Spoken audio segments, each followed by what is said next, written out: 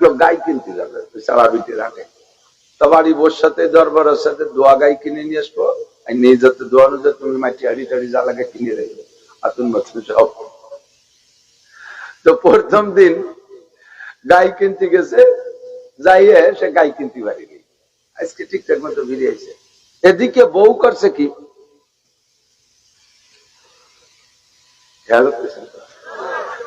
বউ করছে কুমার আইসে, কুমার রাজা মাটি হাড়ি আনতে সিলভারের সবাই মাটি হারিয়েছে, উনি কিনছে, বহুত কিনছে, যা যা লাগবে সব হিসেব করে, একটা দুধ দোয়াবে, একটা পানি নেবে, একটা তেল নেবে, একটা দুধ বিরিয়ানি মাপবে, আর একটা জাল দেবে, আর একটা দই সাজাবে, আর একটা মধ্যে ঘি তবে, আর একটা মধ্যে মাখন তবে, আর একটা মধ্যে আর একটা তবে, এইভাবে কিনে টিনে একটা বেশি কিনছে। আর স্বামী বিকেল বেলা গাই কিনতে পারিনি, চলে এসে আসার পরে এই কি ব্যাপার এগুলো, তুমি দোয়া গাই কিনতে গেছো, আনার পরে গাই দোয়ানোর পরে এগুলো সব লাগবে না, গাই কিন্তু কিনতে পারিনি। শেষে এসে বলছে তা কোনটা কি জন্য কিনছিস তাই কয়া, তা পুরো হিসাব দিছে, লাস্টে যে একটা বেশি দিয়ে দিছে, এটা কি জন্য কিনছিস কয়া, ওইটা যে কি জন্য কিনছে তার কর কায়দা নেই, এখন ওইটা কয় না, হ্যাঁ কয় দে, যখন চাপ দিছে কয় এইটা কিনছি আমার ছোট বোনটা একটু ননি দেবো, ননি বোঝেন তো ঘি। এখন বৌরে মাছ শুরু হচ্ছে, আমার গায়ে দুধের ননি তোর ছোট বৌরে বোনটা কেন দিবি, এই মারতি মারতি বউটারে আজ মারা যাবে, অথচ গাই কিনি নেই, এর হকে বউ আজ মারা হয়ে গেছে। এখন দিনের বেলায় বউ মারতেছে, ওর বাড়ির পাশে এক লোকের বেগুনির ক্ষেত, সে লোক অসহ্য হয়ে গেছে, কি এমন একটা সামান্য কথায় তুই দরকারে চারিটার বাড়ি ভেঙে বেলা কোন বাড়ি দিতে পারবে না, তুই বউ এরকম মারবি কেন, কারণ ওর মায়ের দিয়ে ওরও অসহ্য গেছে, ও খানিক না মারতে পারলে ভালো থাকতিস না, তার বউ সে মারবে, ও কোন কথায় মারবে, ওই লোকের বেগুনির খেতাল ওর বাড়ির পাশে, ও যাইয়ে ওরে যে বদ মায়েস, তুই যদি গাই কিনতে গাই ছুটিয়েছে আমার বেগুন গাছ খেয়ে ফেলতো না, ওরে বাড়ি শুরু আছে, দুধেরে বাড়াই পাট পাট করে তুই দিচ্ছে, মরে নাই আজ ধরে খানি করে উঠবে না, গাই কিনা যাবে না, কিনার আগে দুইজনে এই পরিমাণ মাই খেলাম গাই। কতদিন পরে গাটা চুয়ানোর পরে পরে ফিরে আবার গাই কিনার সিদ্ধান্ত নিচ্ছে, যাও গাই এটা আনতেই হবে, দুধ খাতে হবে। তো গাই কিনতে যাওয়ার আগে ভৌতিক সাথে পয়সা করে নিয়ে যাচ্ছ, সেটি সেরে নাও আর বলো যে ইনশাআল্লাহ আমি গাই কিনে নিয়ে আসবো। উনি বলতে কিসের ইনশাআল্লাহ, আমার টাকা দিয়ে আমি গাই কিনে আনি, ইনশাআল্লাহ কি আছে, আরে আটে বাজারে বহুত গুন্ড পকেট মার চোর ডাকাত আছে, তুমি ক্যারি করে নিতে পারে, একটু কও না ইনশাআল্লাহ, যাইবার ইনশাআল্লাহ কবই দেয়া, যাওয়ার কথা কব না, আমার টাকা দিয়ে, আর আমি টাকা সারছি কোন জায়গা, লুঙ্গির নিচে পড়ছি প্যান্ট, প্যান্টের নিচে জাঙ্গি, জাঙ্গির আর তল পকেটে থুচিটা, চোরে যত দূর হাত দিক অর্দুল্লাগর পাবে না, ইনশাল্লাহ কবই না। যাইয়ে গাইটাই দেখছে সুন্দর একটা ঠিকঠাক করিয়া টাকা দেবে, এই সময় ওর পিছনে তো আটুরিয়া চোর তালা দেখায়, 10-12 জন লাগছে, ওর হাতে রেনে গোবর মায় দিচ্ছে, যে পকেটে টাকা বেরোবে হাতে গোবর মায় দিচ্ছে, গোবর, আর কাকা কাকা পকেটে হাত দিয়ে না, পকেট নষ্ট হয়ে যাবে, হাতে গোবর, আসেন দোয়াই দিই, 5-7 জনে নিয়ে গড়লে টিউবওয়েলের ধারে নিয়ে, একজনে চাপে, একজনে হাত দোয়াই দেয়, কয়জনে পিছন দিয়ে গিরে গিরে খুব যত্ন দিচ্ছে, একজন অপারেশন করে বাড়ি গিয়ে গেছে, হাত দিয়ে হাত দিয়েছে, তল দিয়ে হাত বার হয়ে চলে গেছে, পকেটে টাকা নাই, এখানকার কাজটা হলো কি কর দিই, চলিয়ে আসতে আসতে পকেটে যাটা আসলে সব দিয়ে গেছে, ভ্যান ভাড়াও নাই, আসতে আসতে রাত বেজে গেছে 11টা। তো বাড়ি আসার পরে এখন ওর সাথে কোন মুখ দিয়ে দেওয়া হবে, বাইরে এসে ছোট ছোট যে নখ করতেছে, খটখটি দিচ্ছে, বৌদিটা কে, ইনশাল্লাহ আমি, কি খবর, গাইকো ইনশাল্লাহ কিনি নেই, কেন কেন নাই কে, ইনশাল্লাহ টাকা চলে নিয়ে গেছে, এখন কথায় কথায় ইনশাআল্লাহ। তো ইনশাআল্লাহর সময় মতো একবার বললি দায়িত্ব নিতে কে, আল্লাহ। নবী পাককে আল্লাহ তাআলা এই কথাটা শিক্ষা দেওয়ার জন্য 1 মাস কষ্ট দিচ্ছেন। এই যে স্লিপ, এর কয় স্লিপ, একদল আছে আমাদের হুজুরদের মধ্যে, তারা কয় নবী যদি এমন ভুল করতে পারে, মুসা আলাইহিস সালাম অত বড় ভুল করতে পারে, আদম আলাইহিস সালাম বেহেশতের মধ্যে তো এরকম ভুল করতে পারে, তাহলে আমরা সাধারণ মানুষ একটু ভুল করবো, তাতে দোষ কি? এই কথা বলার সাথে সাথে তুমি বেঈমান হয়ে যাবা, তুমি নবী রাসূলের ভুলকে তোমার ভুলের সাথে মিলেছ, কোথায় শেখ সাদিয়ার, কোথায় ছাগলের নদী, কারে দিয়ে মিশে। আদম আলাইহিস সালাম জান্নাতের মধ্যে স্লিপ করছে, একটু ছোট্ট একটা উদাহরণ দিয়ে আমি চলে যাচ্ছি। আদম আলাইহিস সালাম স্লিপ করছে, কি করছে কথাগুলো আপনাদের জানা থাকা দরকার আছে, জানা থাকা দরকার। স্লিপ করছে দুপুর বেলা, 1 মাস 10-12 দিন আগে তো গাদলা হতো, মুরব্বীরা কেন তো গাদলা হয় না, এখন কি হয় এই কি কয় যেন নিম্ন চাপায়, নিম্ন চাপায়, আগে সাইডি হতো নিম্ন চাপায়, সবই পাল্টে গেছে। 1 সপ্তাহ পর্যন্ত বৃষ্টি হয়েছে, আখাইলে উঠোন মাটি শ্যাওলা পড়ে স্যাঁতসেঁতে হয়ে যেত না, স্লিপ হয়ে যেত। দুপুর বেলা মা খাইতে দিয়েছে, দুপুরে রান্না করে, ছেলে একটার বয়স 8-9 বছর, আর একটার বয়স 16-17 বছর। পুকুরের উঠোনের ওই পাশে আলো টিউবওয়েল, 1 কলস পানি আনতে হবে, মাটিয়ে কলসের দিক। মা কারে কবে, ছোট জনরে কবে না বড় জনরে? বড় জনরে কইছে বাপ একটা কলসে পানি নিয়ে। ও ফট ফট যায়, তেলি কাতি বসে গেল, তুমি আগে চাইনি তুই পারো না, কাতি বসে ভাত নিয়ে বসে গেছি, আনতে তোমার পানি আনতে হবে, তার আনতে হলে তো খাতি হলে আনতে হবে, জানিয়ে তো কলস নিয়ে যায়, রাগে রাগে যাইয়ে টিউবওয়েলের সাথে বাড়ি দিয়ে কলসটা ভেঙে ফেলাইছে। মা ওরে সলাই দিয়ে দা বলতে, শয়তানের বাচ্চা, শয়তান তুই কলস ভাঙছিস না আমারে ভাঙছিস, তোর শেষ করিও লাগবে। ও এমনি উল্টো দিক দিয়ে এসেছি।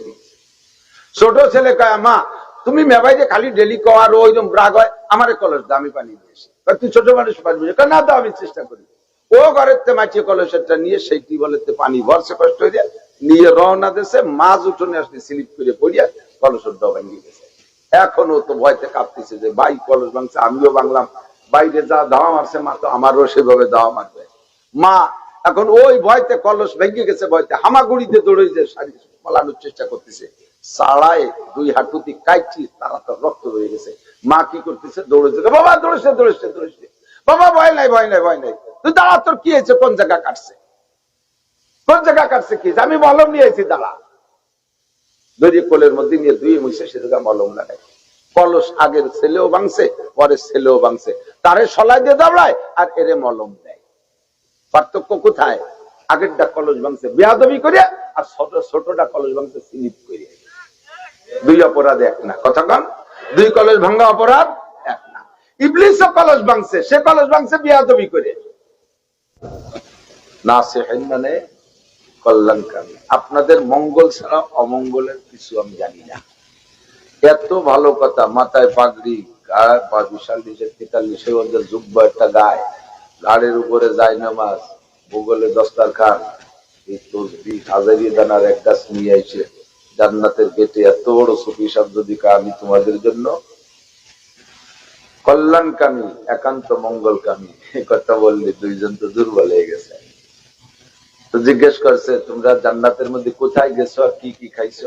সব জায়গায় যাই, আমাদের তো কোনো বাধা বিপত্তি নেই, আর গাড়ি ভাড়া লাগে না, যেখানে খুশি সেখানে চলে যাই, ভাড়া ভর্তি লাগে না, পয়সা করে টেনশন নেই, সবই গাই খাই, সবই সব জায়গায় যাই। তো সব জায়গা গেছেন এ কথা সত্য, সব কাজ সব ফল খাইছেন, সবকিছু খাইছেন এ কথা কি সত্য? হ্যাঁ যেটা যেটা সব কিছু খাইছেন। এই গাছের ফল খাইছেন? কয় না ওইটার ফল খাই নাই। জানেন ওর নাম কি? আদম আলাইহিস সালাম বললেন যে ওইটার নামও আমার শোনার দরকার নেই, ওইটার কাছে যাইতে আল্লাহ নিষেধ করছেন। কত সুন্দর ভাষা। গাছটার নাম জানেননি কি আগে? তাই না, জানি না। ওর নাম হলো শাজারাতুল খুলদ। শাজারাতুল চিরস্থায়ী চিরঞ্জীবী গাছ। এ গাছের ফল খাইতে কেন নিষেধ করেছেন আল্লাহ তা তো আপনারা জানেন না। এ গাছের ফল খাইলে ফলের 2টা ক্রিয়া, হয় সে ফেরেশতা হয়ে যায় অথবা চিরকাল জান্নাতের ভিতরে চিরস্থায়ী হয়ে যায়। তা আপনাদের 2 জনকে আল্লাহ তাআলা ফেরেশতাও হতে দেবে না আর জান্নাতের মধ্যে বেশি দিন রাখবে না, এই জন্য ওই গাছের ফল খাইতে নিষেধ করছে। যদি জান্নাত ভালো লাগে, ফেরেশতা তো দেখতেছেন, ফেরেশতা যদি ভালো লাগে, আপনি যদি ফেরেশতা হতে চান তাহলে যে কোনো ভাবে এই গাছের ফল খেতে হবে। আর যদি ফেরেশতা নয় মানুষ হিসেবে থাকতে চান বেহেশতের ভিতরে, বেহেশত ভালো লাগে, তাহলে কোনো না কোনো কায়দায় একটু পার্থক্য দিয়ে একটা ফল হলিও একটু জিভ দিয়ে দেখেন, তাহলে আপনি বেহেশতে থাকতে পারবেন চিরকাল। এমন সুন্দর ভাবে বলছে, 2 জনেই নরম হয়ে গেছে। আর বিশেষ করে মহিলারা দুর্বলায় বেশি। মহিলারা এই জাদু মন্ত্র যত, এই যে জগবাগের হাটের খানজেলির কাছে জানেন 60 গম্বুজের পাশে মাহফিল, তো ওই 60 গম্বুজের ওই জায়গা মান্নত মানে মহিলারা বেশি। আমাকে ওই জায়গায় যে শুনি হারাই গেছে এক মহিলার মুরগি, কান্তিছে আল্লাহ যদি আমার মুরগিটা পাই তাহলে 60 গম্বুজেরটা খাসি দেবো।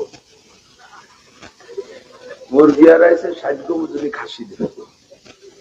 ষাট গম্বুজে খাসি দিয়ে কি করবে, কুমির রে খাসি খাওয়া।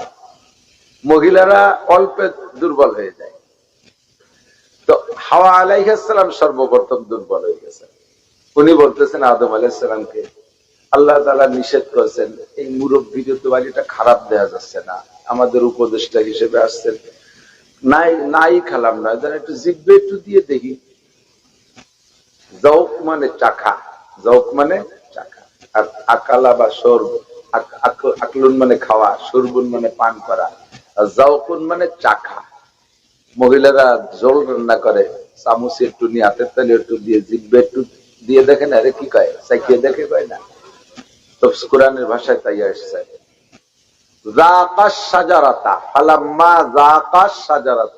অনেকে দোষ দেয়, বিটিকে দোষ দেয়, হাওয়া আলাইহিস সালাম আগে খাইছে, যাকা তাসমিয়া ডবল সিগা, একই সাথে দুইজনে হাতে নিয়ে একটু চেখে দেখছে, জিব্বে দেওয়ার সাথে সাথে অ্যাকশন শুরু হয়ে গেছে।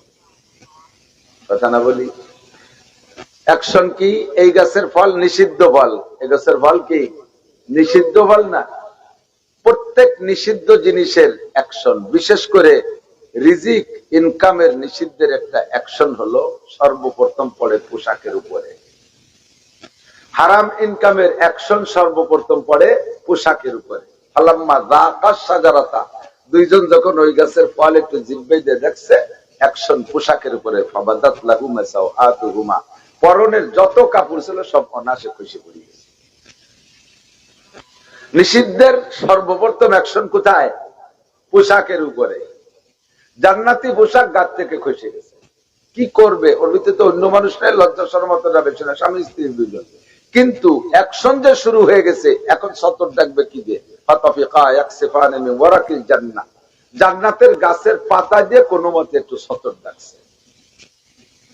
দেখবেন দুনিয়ায়ও যারা হারাম ইনকাম করে, অনেক অনেক জায়গায় অ্যাকশন আছে, সর্বপ্রথম অ্যাকশন পড়ে পোশাকের উপরে। 2600 টাকা যে লুঙ্গি কিনছে, তাই যে নাভি গেড়ে না, বুড়ি বারোই দিয়ে একেবারে নাভির নিচে, তারপরে ও পাশে জাতি জাতি বেনাফল বর্ডারে একেবারে তার কাটার পাশে পিলারের কোনায় গিয়ে লুঙ্গি বাঁধবে।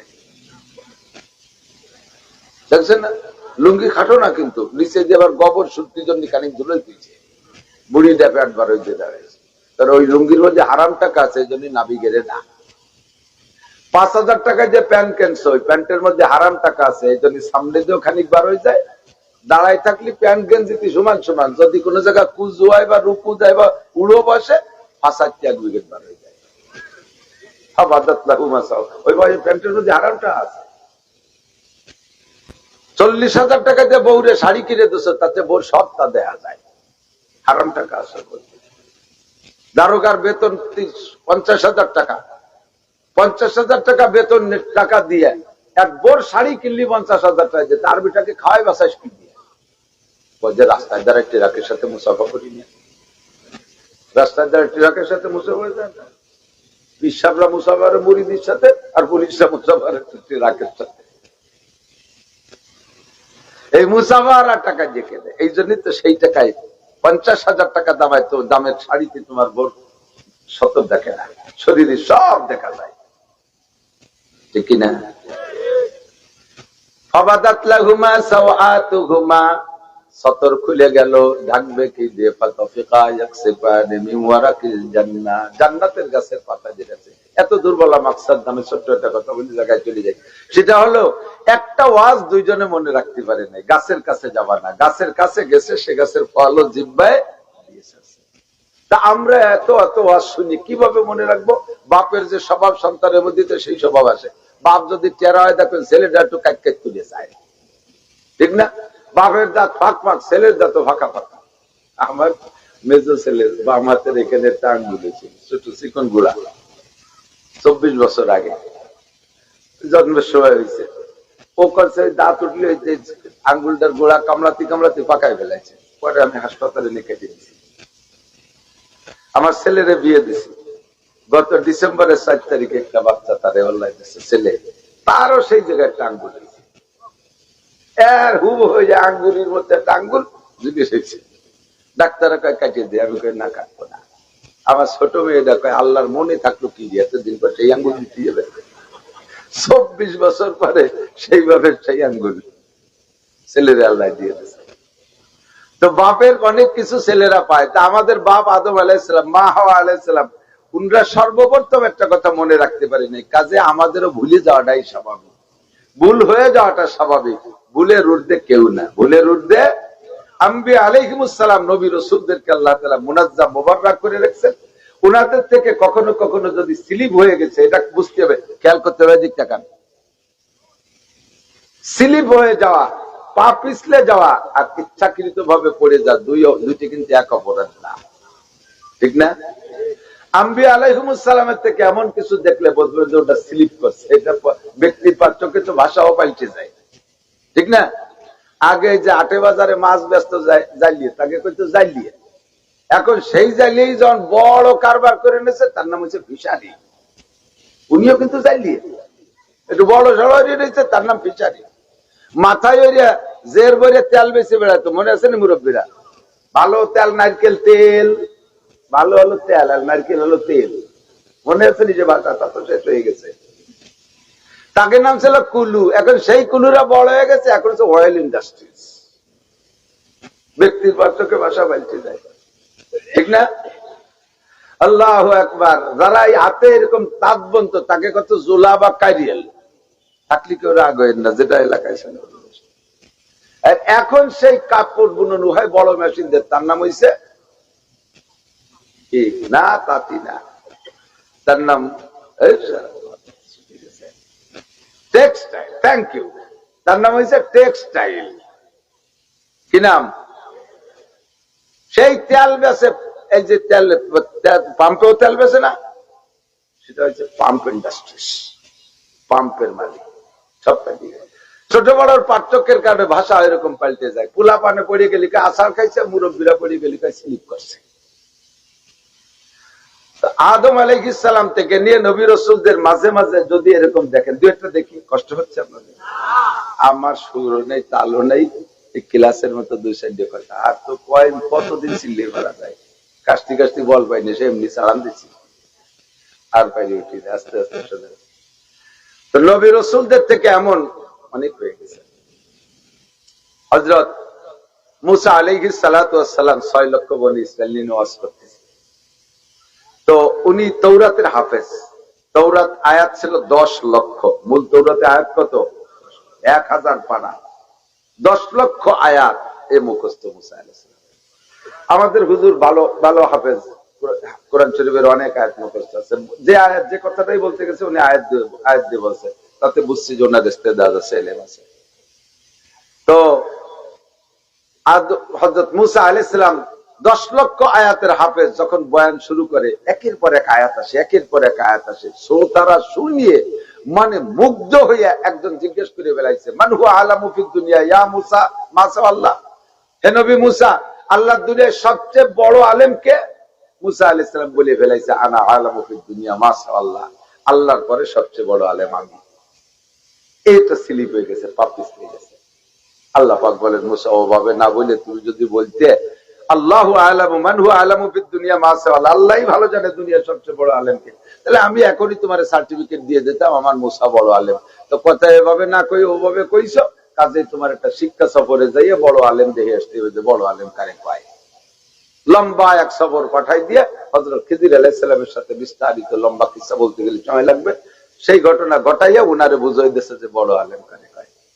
হুজুর আলাইহিস সালাতু ওয়াস সালামের কাছে, আমাদের নবীর কাছে আসছেন এক ইহুদির পরামর্শে। কাফেররা এসে জিজ্ঞেস করছে, মুহাম্মদ তুমি যে আল্লাহর নবী, এ কথা বিশ্বাস করবে যদি তুমি 3টে প্রশ্নের জবাব দিতে পারো। হুজুর বলেন কি? কয় যে রূহ কি জিনিস? মানুষের রূহ আছে না, রূহ কি জিনিস? ইস্কান্দার জুলকারনাইন কে? সারা পৃথিবীর রাজত্ব করেছেন মুসলমানদের ভিতরে 2 জন, কাফেরদের মধ্যে 2 জন। কাফেরদের ভিতরে নমরুদ আর মুক্তেনাসার, আর মুসলমানদের ভিতরে সুলাইমান আলাইহিস সালাম আর ইস্কান্দার জুলকারনাইন। তো হুজুর আলাইহিস সালাম তো লেখাপড়া কিচ্ছু জানে না, বই পুস্তক কিচ্ছু পড়ে নাই, কাজে উনি যদি নবী হয় তাহলে বলতে পারবেন, নইলে পারবে না। বলো তো ইস্কান্দার জুলকারনাইন কে? 2 নম্বর, আসহাবে কাহাফ কারা, অথবা আসহাবে রকিব, দুইটি আছে, কারা? তো হুজুর তখন পর্যন্ত জানে না। তো হুজুর তো আর আমাদের ওই চার দোকানের মূর্তিকে মতো ওই রকম মূর্তি না। চার দোকানের মূর্তি আছে না, দেন না, হুজুরের কাছে মশলা জিজ্ঞেস করছে, হুজুর ভাবতেছে যে কিভাবে কলি বসবে, এর মধ্যে বিড়ি খা মুক্তিরা জাড়িয়ে দিচ্ছে মশলা, বিড়ি দুবোর সাথে বক্কাত বক্কাত করে মশলা বাজিতে তালে দিচ্ছে। আরো সাথে সাথে আল্লাহ এই কয়, আল্লাহ ওই কয়, নবী এই কয়, দুটোর বেলি কি কয়, কোরআন শরীফের একটা আয়াত ভর্তি পারে না, ওর জাল খেয়েও দিলে একটা আলিফ বেজোয় না। এই মুফতি সব ফতোয়া দিয়ে দেয়। হুজুর আলাইহিস সালাম জানেন না তো চুপ করে বসে রয়েছে। হুজুর বললেন কালকে বলবো। কি বললেন? আগামীকাল বলবো। আগামীকাল বলবো এই কথাটা বলিয়ে হুজুর থামিয়ে গেছে। হুজুরের বিশ্বাস যে জিবরাইল তো প্রত্যেকদিন আসে, কাইলেও আসবে, শুনিয়ে বলবো। কিন্তু যখন বলছে আগামীকাল বলবো, নিজের থেকেই বলছে আগামীকাল বলবো, আল্লাহ তাআলা আগামীকাল জিবরাইলকে পাঠায়নি। আসছে, ওরা বলো মোহাম্মদ কয় আগামীকাল বলবো, এখনো কয় আগামীকাল বলবো। আবার আল্লাহ তাআলা আগামীকাল জিবরাইলকে বন্ধ করে দিয়েছে, যাইও না দে রসুল, আমার বন্ধু কয় কোন জায়গাটা কয়। এভাবে 1 মাস জিবরাইল আসে নাই, ওই বন্ধ। লজ্জাতে হুজুর ঘরের বাইরেই যেতে পারতেছে না, চেহারা লাল হয়ে গেছে, চেহারা লাল হয়ে গেছে, গলা ফুলিয়ে গেছে, ভয়তে ঘরের থেকে বেরোচ্ছে না। আর চতুর্দিক দিয়ে তো স্লোগান চলিয়ে গেছে, চিনি তো আগে মোহাম্মদ, জানি তোমাকে নবী কি। এই একটু জিজ্ঞেস করছি তাই মিথ্যে কথা কয়, খালি ডেলি কয় যে কালকে কালকে, আমরা যাই সালাম দিছি, যা কর তা করতে গেছে। 1 মাস পরে হুজুর যখন অসুস্থ হয়ে পড়ছে, আল্লাহ তাআলা জিবরাইলকে পাঠিয়ে দিয়েছে সূরা কাহাফ দিয়ে, যাও তিনেরা একটার মধ্যে আছে, শিখে দিয়ে এসো। রূহ কুলির রূহ মিন আমরি রাব্বি, শিখে দিয়েছে। বলো রূহ হলো আল্লাহর হুকুম। রূহ কি? আল্লাহর হুকুম। আল্লাহ যার মধ্যে হুকুম করে এর মধ্যে থাকো, তাকে যতক্ষণ বলে যে থাকবে না, সেই সময় বেরোয় চলে আসে। আজরাইলকে জিজ্ঞেস করা হয়েছে, এত মানুষ মারছেন আপনি রূহ কিরকম দেখছেন? বলছো আমি দেই না। আল্লাহ এই অর্থে কয়, আমি তাই করি। পরে হাতের মধ্যে একটু ওজন ওজন মনে হয়, তাতে কি তা আমি কোনোদিন দেখিনি। এটা আল্লাহর হুকুম।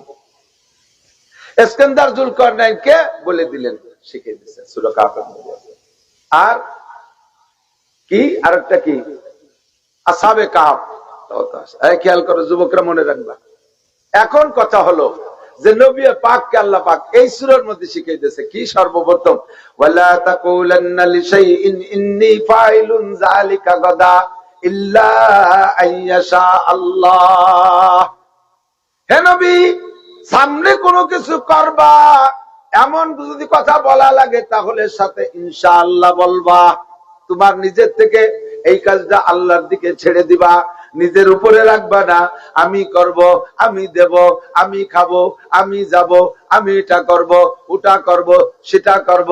যেমন আমাদের রাজনৈতিক নেতাদের ভাষা, আমাকে ভোট দিয়ে দেখেন কি করে ছেড়ে দেয়, আগামীবার যদি নির্বাচিত করে দেন রাস্তাঘাটে খাল বানাই দেবো, 12 মাস কাল নৌকো ভেবে বেড়াতে পারবেন, আসমান ভেঙে জমিনে নামাবো, লাঠির মধ্যে মুগুর ভরবো।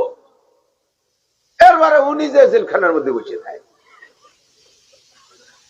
একটা কথার সাথে ইনশাআল্লাহ কয় না। কতক্ষণ ইনশাআল্লাহ কি কব? এই এক লোক গাই কিনতে যাবে, সারাবিতে রাখে, তো বাড়ি বোর সাথে দরবারের সাথে দোয়া গাই কিনে নিয়ে আসবো, নিয়ে যেতে দোয়ানো যে তুমি মাটি হাড়ি টাড়ি জ্বালাকে কিনে রেখে আতুন মাতুন সব।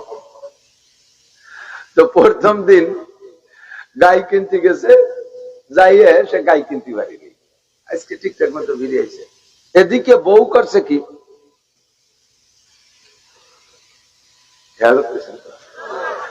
বউ করছে কুমোর আইছে, কুমোর রাজা মাটি হাড়ি আনতে সিলভারের সবাই মাটি হারিয়েছে, উনি খেলছে, বহুত খেলছে, যা যা লাগবে সব হিসেব করে, একটা দুধ দোয়াবে, একটা পানি নেবে, একটা তেল নেবে, একটা দুধ বিরিয়ানি মাপবে, আর একটা জাল দেবে, আর একটা দই সাজাবে, আর একটা মধ্যে ঘি তবে, আর একটা মধ্যে মাখন তবে, আর একটা মধ্যে আর একটা তবে, এইভাবে কিনে টিনে একটা বেশি কিনছে। কারণ স্বামী বিকেল বেলা গাই কিনতে পারিনি, চলে এসে আসার পরে এই কি ব্যাপার এগুলো, তুমি দোয়া গাই কিনতে গেছো, আনার পরে গাই দোয়ানোর পরে এগুলো সব লাগবে না, গাই কিন্তু কিনতে পারিনি। শেষে এসে বলছে তা কোনটা কি জন্য কিনছিস তাই কয়া, তা পুরো হিসাব দিছে, লাস্টে যে একটা বেশি দিয়ে দিছে, গাইটা কি জন্য কিনছিস ক, ওইটা যে কি জন্য কিনছে তার কর কায়দা নেই, এখন ওইটা কয় না, হ্যাঁ কয় দে, যখন চাপ দিছে কয় এই যে কিনছি আমার ছোট বোনটা একটু ননি দেবো, ননি বোঝেন তো ঘি, এখন বউরে মাছ শুরু হচ্ছে, আমার গায়ে দুধের নদী, তোর ছোট বউরে বুনডে কেন দিবি? এই মারতি মারতি বউটারে আজ মারা যাবে, অথচ গাই কিনি নেই। এর হকে বউ আজ মারা হয়ে গেছে। এখন দিনের বেলায় বউ মারতেছে, ওর বাড়ির পাশে এক লোকের বেগুনির ক্ষেত। সে লোক অসহ্য হয়ে গেছে, কি এমন একটা সামান্য কথায় তুই দরকার আছে আড়িটারে বাড়ো ভেঙ্গি বেলা, কোন বাড়ি দিতে পারবে না, তুই বউ এরকম মারবি কে? কারণ ওর মায়ের দিয়ে ওরও অসহ্য গেছে, ও খানিক না মারতে পারলে বালতে না, তার বউ সে মারবে, ও কোন কথায় মারবে? ওই লোকের বেগুনির খেতাল ওর বাড়ির পাশে, ও যাইয়ে ওরে যে বদ মায়েস, তুই যদি গাই কিনতে গাই ছুটিয়েছে আমার বেগুন গাছ খেয়ে ফেলতো না, ওরে বাড়ি শুরু আছে। দুধের বাড়ায় পাট পাট করে তুই দিচ্ছে, মরে নাই আজ ধরে খানিক পরে উৎসব না, গাই কিনা যাবে না। কিনার আগে দুইজনে এই পরিমাণ মাই খেলাম গাই। কতদিন পরে গাটা চুয়ানোর পরে পরে ফিরে আবার গাই কিনে সিদ্ধান্ত নিচ্ছে, যাও গাই টাকা আনতেই হবে, দুধ খাতে হবে। তো গাই কিনতে যাওয়ার আগে ভৌতিক সাথে পয়সা করে নিয়ে যাচ্ছ, সেটি সেরে নাও আর বলো যে ইনশাআল্লাহ গাই কিনে নিয়ে আসবো। উনি বলতে কিসের ইনশাআল্লাহ, আমার টাকা দিয়ে আমি গাই কিনে আনি, ইনশাআল্লাহ কি আছে? আরে আটে বাজারে বহুত গুন্ড পকেট মার চোর ডাকাত আছে, তুমি ক্যারি করে নিতে পারে, একটু কও না ইনশাআল্লাহ। যাইবার ইনশাআল্লাহ কবই না, যাওয়ার কথা কব না। আমার টাকা দিয়ে, আর আমি টাকা সারছি কোন জায়গায়? লুঙ্গির নিচে পড়ছি প্যান্ট, প্যান্টের নিচে জাঙ্গিয়ে, জাঙ্গির আর তল পকেটে থুচিটা, চোরে যত দূর হাত দিক অর্দুল্লাগর পাবে না, ইনশাল্লাহ কবই না। যাইয়ে গাইটাই দেখছে সুন্দর একটা ঠিকঠাক করিয়া টাকা দেবে। এই সময় ও পিছনে তো আটুরিয়া চোর তালা দেখায়, 10-12 জন লাগছে, ও রাতে রেনে গোবর মায় দিচ্ছে, যে পকেটে টা বেরোবে হাতে গোবর মায় দিচ্ছে। গোবর আর কাকা কাকা পকেটে হাত দিয়ে না, পকেট নষ্ট হয়ে যাবে, হাতে গোবর। আসেন দোয়াই দিই, 5-7 জনে নিয়ে গোলে টিউবওয়েলের ধারে নিয়ে একজনে চাপে, একজনে হাত ধোয়া দেয়, কয়জনে পিছন দিয়ে ঘিরে ঘিরে খুব যত্ন দিচ্ছে, একজন অপারেশন করে বাড়ি গিয়ে গেছে। হাত দিয়ে হাত দিচ্ছে, তল দিয়ে হাত বার হয়ে চলে গেছে, পকেটে টাকা নাই। এখানকার কাজটা হলো কি কর দিই, চলে আসতে আসতে পকেটে যা টা আসলে সব দিয়ে গেছে, ভ্যান ভাড়াও নাই। আসতে আসতে রাত বেজে গেছে 11টা। তো বাড়ি আসার পরে এখন ওর সাথে কোন মুখ দিয়ে দেওয়া হবে, বাইরে এসে ছোট ছোট যে নখ করতেছে, খটখটি দিচ্ছে। বলতিটা কে? ইনশাআল্লাহ আমি। কি খবর? গাইকো ইনশাআল্লাহ কিনে নেই। কেন কেন নাই কে? ইনশাআল্লাহ টাকা চলে নিয়ে গেছে। এখন কথায় কথায় ইনশাআল্লাহ। তো ইনশাআল্লাহর সময় মতো একবার বললি দায়িত্ব নিতে কে?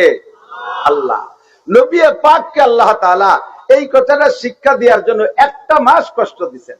এই যে স্লিপ, এরে কয় স্লিপ। একদল আছে আমাদের হুজুরদের মধ্যে, তারা কয় নবী যদি এমন ভুল করতে পারে, মুসা আলাইহিস সালাম অত বড় ভুল করতে পারে, আদম আলাইহিস সালাম বেহেশতের মধ্যে তো এরকম ভুল করতে পারে, তাহলে আমরা সাধারণ মানুষ একটু ভুল করবো, তাতে দোষ কি? এই কথা বলার সাথে সাথে তুমি বেঈমান হয়ে যাবা। তুমি নবী রাসূলের ভুলকে তোমার ভুলের সাথে মিলেছো। কোথায় শেখ সাদিয়ার, কোথায় ছাগলের নদী, কারে দিয়ে কারে দিয়ে মিশে। আদম আলাইহিস সালাম জান্নাতের মধ্যে স্লিপ করছে। একটু ছোট্ট একটা উদাহরণ দিয়ে আমি চলে যাচ্ছি। আদম আলাইহিস সালাম স্লিপ করছে, কি করছে? কথাগুলো আপনাদের জানা থাকা দরকার আছে, জানা থাকা দরকার। স্লিপ করছে দুপুর বেলা, 1 মাস 10-12 দিন আগে তো গাদলা হতো, মুরব্বীরা কেন তো গাদলা হয় না, এখন কি হয় এই কি কয় যেন নিম্ন সাফাই। নিম্ন সাফাই আগে সাইডি হতো, নিম্ন সাফাই সবই পাল্টে গেছে। 1 সপ্তাহ পর্যন্ত বৃষ্টি হয়েছে, আখাইলে উঠোন মাটি শ্যাওলা পড়ে স্যাঁতসেঁতে হয়ে যেত না, স্লিপ হয়ে যেত। দুপুর বেলা মা খাইতে দিয়েছে, দুপুরে রান্না করে, ছেলে একটার বয়স 8-9 বছর, আর একটার বয়স 16-17 বছর। পুকুরের উঠোনের ওই পাশে আলো টিউবওয়েল, 1 কলস পানি আনতে হবে, মাটিয়ে কলসের দিক। মা কারে কবে, ছোট জনরে কবে না বড় জনরে?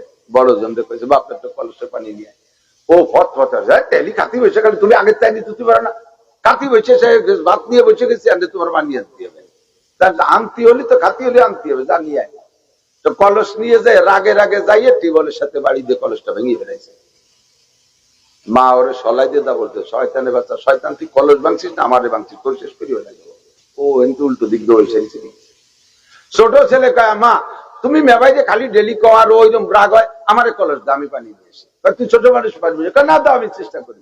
ও ঘরের তে মাছিয়ে কলসেরটা নিয়ে সেই টিউবওয়েলের পানি ভরছে, কষ্ট হয়ে যায়, নিয়ে রওনা দিয়েছে, মাছ উঠোনে আসলে স্লিপ করে পড়িয়া কলসের ডবা ভেঙে গেছে। এখনো তো ভয়তে কাঁপতেছে যে ভাই কলস ভাঙছে, আমিও ভাঙলাম, বাইরে যা দাওয়া মারছে মা তো আমারও সেভাবে দাওয়া মারবে। মা এখন ওই ভয়তে কলস ভেঙে গেছে, ভয়তে হামাগুড়িতে দৌড়ে যে পালানোর চেষ্টা করতেছে, সাড়ায় দুই হাঁটুতি কাটছি, তারা তো রক্ত রয়ে গেছে। মা কি করতেছে, দৌড়েছে, বাবা দৌড়েছে দৌড়েছে দৌড়েছে, বাবা ভয় নাই ভয় নাই ভয় নাই, তুই দাঁড়া, তোর কি হয়েছে, কোন জায়গা কাটছে, কোন জায়গা কাটছে, কি আমি মলম নিয়েছি, দাঁড়া। দড়ি কোলের মধ্যে নিয়ে দুই মুছে সে জায়গা মলম লাগাই। কলস আগের ছেলেও ভাঙছে, পরের ছেলেও ভাঙছে, তারে সলাই দিয়ে দাঁড়ায় আর এরে মলম দেয়। পার্থক্য কোথায়? আগেরটা কলস ভাঙছে বেয়াদবি করে, আর ছোটটা কলস ভাঙছে স্লিপ করে। দুই অপরাধ এক না, কথা কন, দুই কলস ভাঙা অপরাধ এক না। ইবলিসও কলস ভাঙছে, সে কলস ভাঙছে বেয়াদবি করে। উসজুদু লি আদম, হে ফেরেশতা মণ্ডলী, ইবলিস সহ আমার আদমকে সিজদা কর। ফাসাজাদাল মালাইকাতু কুল্লুহুম আজমাউন ইল্লা ইবলিস, সব ফেরেশতারা সিজদা করেছে, ইবলিস করে নাই।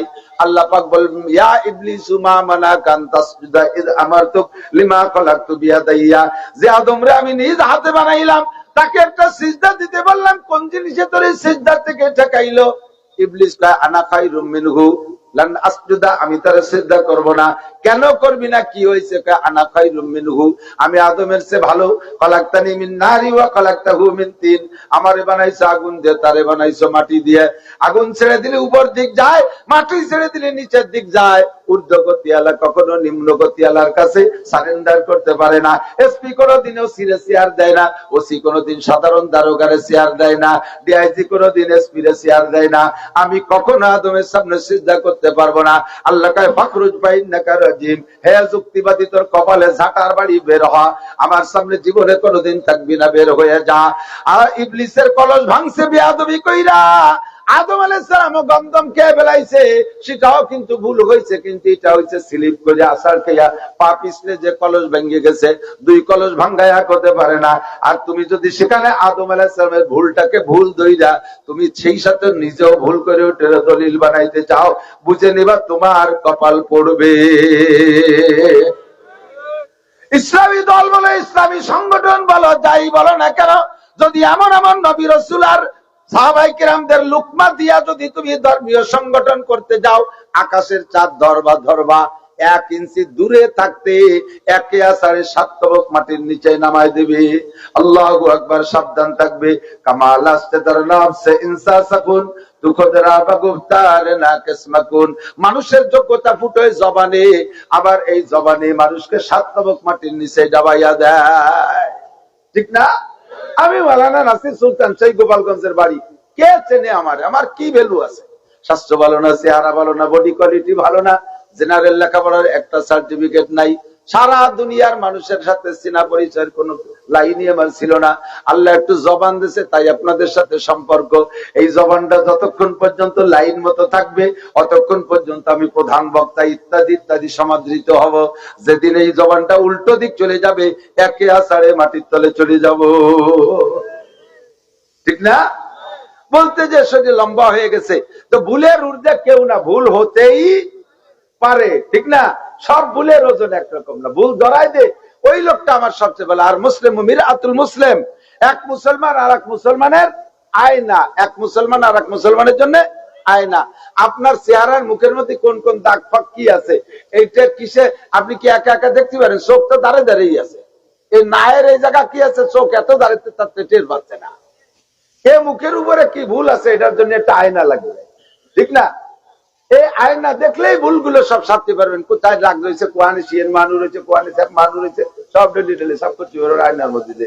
এখন আয়নার মধ্যে দেখছেন যে এই জায়গার দাগ, এই জায়গা কালি, এই জায়গা ময়লা মানুষ রয়েছে, খালি শিয়ের মানুষ রয়েছে, এই দিয়ে আয়নার মধ্যে দেখা গেল কে?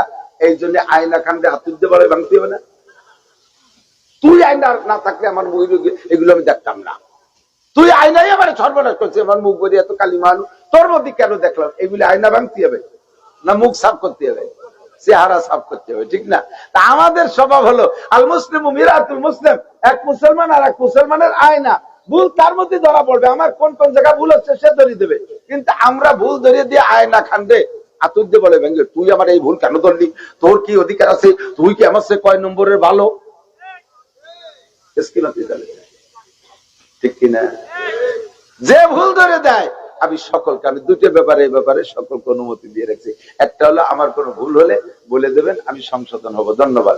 পথের মাঝে মাঝে মাঝে কোনো ভাই আমাকে লোক মাঝে হুজুর এই কথাটা রাখলে, আগে যেটা একটা বলি গতানুগতিক ভাবে বলতাম, সেই পুরনো ভাষা অনুযায়ী শোনা লক্ষ্মীরা, পরে আমি লক্ষ্মীর বিপক্ষে এত আজ করি, অথচ মুখ দিয়ে বেরোয় যায়। একদিন আমার ফোন করে বলতে, হুজুর আপনি লক্ষ্মীর বিপক্ষে কথা বলেন, কিন্তু আপনার ভাষার ভিতরে কিন্তু সোনা লক্ষ্মী শব্দ বেরোয় আসে। আমি ধন্যবাদ তোমাকে, আমি পাইলে আমি তোমাকে 500 টাকা দিতাম, তুমি আমার এত সুন্দর একটা ভুল ধরাইতেছ, তোমাকে অসংখ্য ধন্যবাদ। আর সে থেকে লক্ষ্মী কথা আনতে, এটা না ধরা দিতাম টের পাইতাম না। প্রত্যেকের এরকম ভাবে অনাসে কিছু শব্দ বেরোয় যেতে তাহলে থাকে, ঠিক না? এই জন্য আমার ভুল ধরাই দেওয়ার জন্য সকলকে অনুরোধ থাকলো। আর আরেকটা হলো, আমার কোনো দোষ জানা থাকলে গীবতটা সবার কাছে করবেন। জানা থাকলে, আমার যদি কোনো দোষ জানা থাকে, অরিজিনাল দোষ, আমি যেটা করছি যেটা না করছি সেটা যদি বানাই কর, ওটা মাফ করবো না। এর নাম হলো অপবাদ। অপবাদ দিলে মাফ করবো না, তবে আমার কোনো দোষ জানা থাকলে এটা আড়ালে বলা বলি করবেন। আমি আপনাকে পাইলে, সাক্ষাৎ পাইলে চা খাওয়াবো ইনশাআল্লাহ। কেন এই অনুমতি কেটে দিলাম? গীবত দিয়ে হারাম, তা অনুমতি দেন কেন দিলাম অনুমতি? আমার কোন দোষে যদি আমি গুনাহ করে থাকি, ওই দোষটা আপনি আরো 10 জায়গা বলা বলি করলে আমার এই গুনাহটা আপনার আমলনামায় চলে যাবে, ওইতে কিছু নেকি এসে আমার শূন্য স্থান পূর্ণ হয়ে যাবে। আমার এই সহজ একটা ইনকাম সোর্স খুলে দিলাম। এই জন্য আমার কোন দোষ জানা থাকলে বলবেন, বলবেন তো ইনশাআল্লাহ? বলবেন না? কারটা বলবেন, যে আপনার শত্রু তারটা বলবেন। আমারে ভালোবাসেন, মোহাব্বত করেন, আমি দেশি হুজুর, দেশি বাংলায় কথা বলি, ভালো লাগে শুনতে, এই মোহাব্বতে বসিয়েছেন। এই মোহাব্বতে আমার এই উপকারটা করবেন না, যে আপনার শত্রু তারে নিয়ে তার এই উপকারটা করবেন। শয়তান, আস্ত কবি, বেয়াদব, বদমাইশ, এই সেই কইতেছে, যা যা কইতেছেন, আপনার আমলনামা থেকে নেকি তার ফান্ডে চলে যাচ্ছে, ওখান থেকে গুনাহ আসছে, সেই গুনাহটা আপনার জন্য দিয়ে বলছে, ঠিক কিনা? মানুষে গীবত করে কার? শত্রু যে তার। এখন বাংলাদেশ সকলের নজরে গীবতে ভরপুর হয়ে গেছে, সকলের জবানে গীবতে ভরপুর হয়ে গেছে। টার্গেট করে গীবত করো না, দরকার নাই। উন্মুক্ত ভাবে কোরআন হাদিসে বলবো, এই এই দোষ করলি এই এই হয়, তাতে হাসিনের লাগুক আর খালেদার লাগুক আর এরশাদের লাগুক আর মুজিবারের লাগুক আর জাল লাগুক আর তার লাগুক, সে সোজা হয়ে বেড়াবে। আমার নাম কইয়ে টার্গেট করে এগুলো গীবত করার দরকার নেই। কথা গান পরিমাসে মাহফিলের ভিতরে সব দল আছে, এখন সামনে বসা আছে, এই জায়গা আমলিগালা ঠকিয়ে গেছে, তাই বলে এই জায়গা কি আমলিগের লোক নাই? তাদেরকে টার্গেট করে শক্ত কথা বলে তাদের কলিজা আগুন লাগে, যা হুজুরকে ওয়াজ আর শুনবো না। যদি মিঠে মিঠে কথা কয়ে সাথে সাথে তালমিল করে কথা বলা যেত, তাহলে মানুষগুলো কথা বসতো, একদিন তারাও পরিবর্তন হতো। কিন্তু এমন ভাবে বলে, তাতে মনে হয় যেন আমলিগ সব জাহান্নামেই চলে যাবে, সব আমলিগ কাফের। একটা লোকের দিক তাকান, আমি বলে নেই, আমলিগ হোক আর বিএনপি হোক, একটা লোক 5 ওয়াক্ত নামাজ পড়ে, কোরআন শরীফ পড়া শুদ্ধ, ওলামায়ে কিরাম ফতোয়া দেন। একটা লোক 5 ওয়াক্ত নামাজ পড়ে, কোরআন শরীফ পড়া শুদ্ধ, সূরা কিরাত মাসলা কিচ্ছু কম জানে না, সবচেয়ে সুন্দর করে নামাজটা পড়ে। লোকটা একবার হজ করছে, 3 বার উমরা করছে। লোকটা তবলিগে 3 চিল্লা দিয়া সাথী, মাসে বাৎসরিক নিসাবি চিল্লা দেয়, মাসে 3 দিন লাগায়, সপ্তাহে শব্দদারি কোনো মিস নাই। বছরে 2 বার চরমনের হুজুরির কাছে যায়, নিয়মিত সকালবেলা তিলাওয়াত করে। লোকটার একটা রাত তাহাজ্জুদ কাজা নাই, টাকা পাই চুপাই হিসেব করে যাকাত দিয়ে দেয়, পরিবারের সকলে পর্দা করে, শতভাগ পর্দা করে, জিন্দেগিতে কেউ একটা পয়সা মারি খাই নাই। লোকটা সকাল বিকেল 2 টাইম জিকির করে। এই লোকটা ভালো না মন্দ? এই লোকটা ইমানদার না বেঈমান?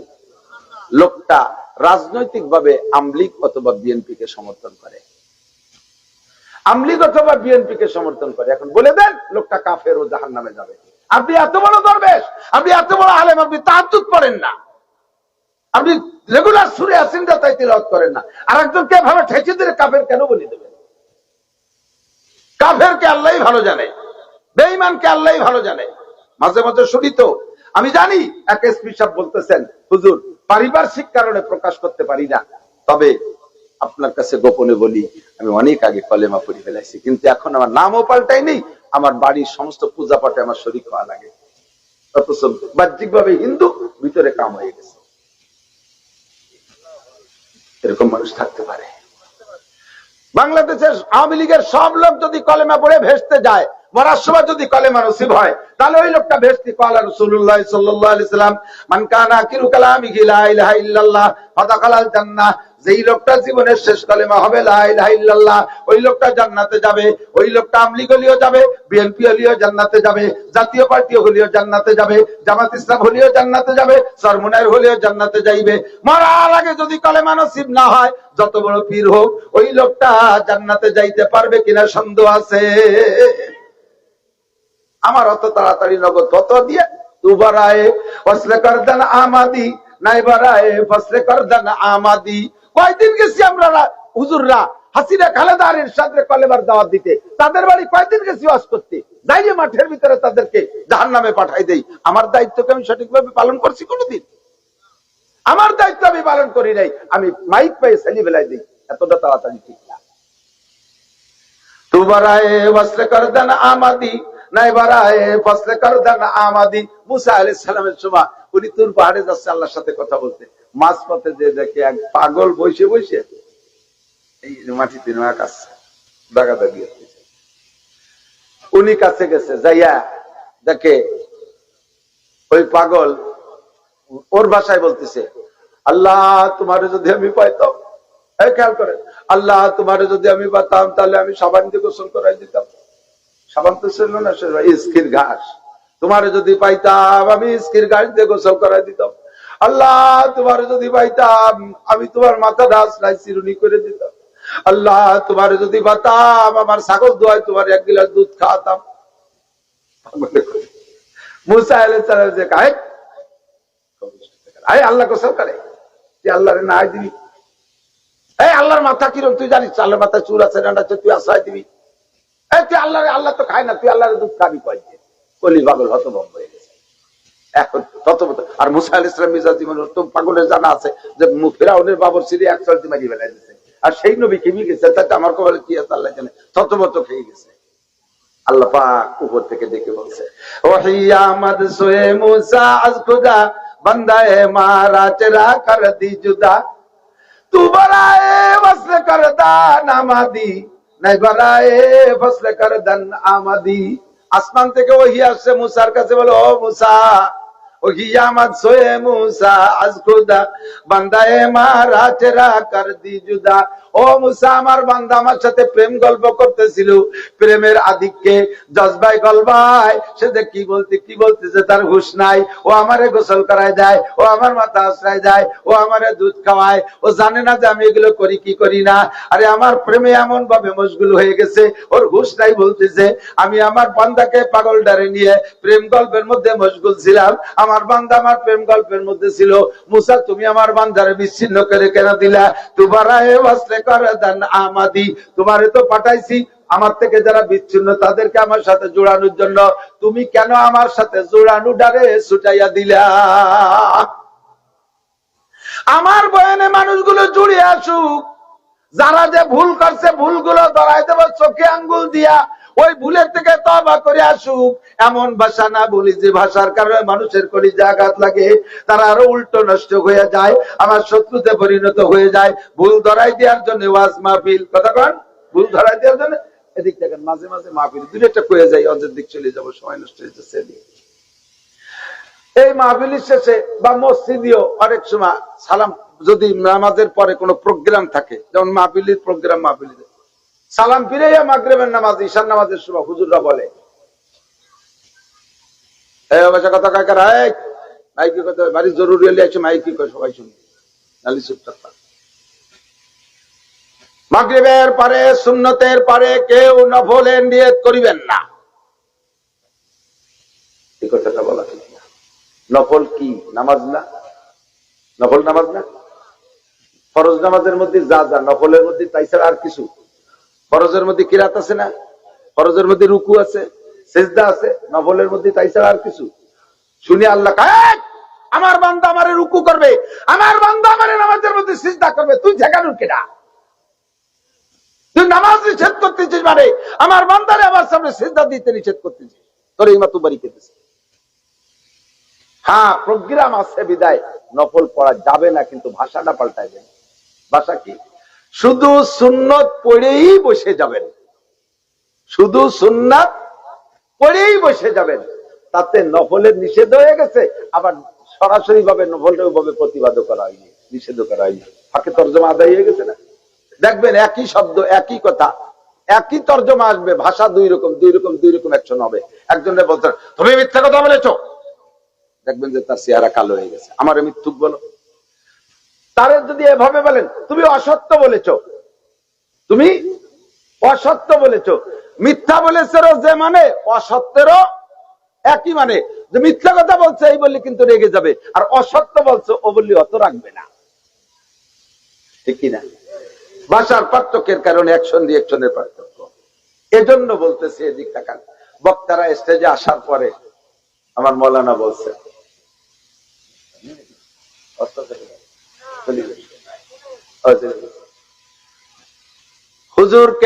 হুজুরকে কোরআন হাদিস থেকে আলোচনা করার অনুরোধ করছি।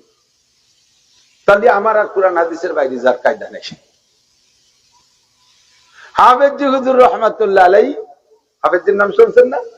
হাফেজি হুজুর রহমাতুল্লাহ লালবাগ থাকতেন।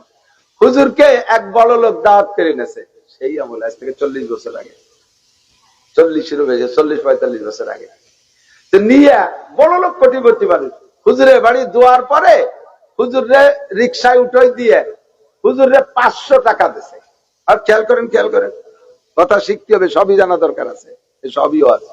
500 টাকা দিছে। হুজুর কয় না না না আমি নেবো না। পরে জোর করে দেখো যে হুজুর রিক্সা ভাড়া দিলাম। কি ভাড়া? রিক্সা ভাড়া দিলাম। এখন হুজুর রিক্সা ভাড়া দিল তো নিতে হবে, রিক্সা ভাড়া দিছে।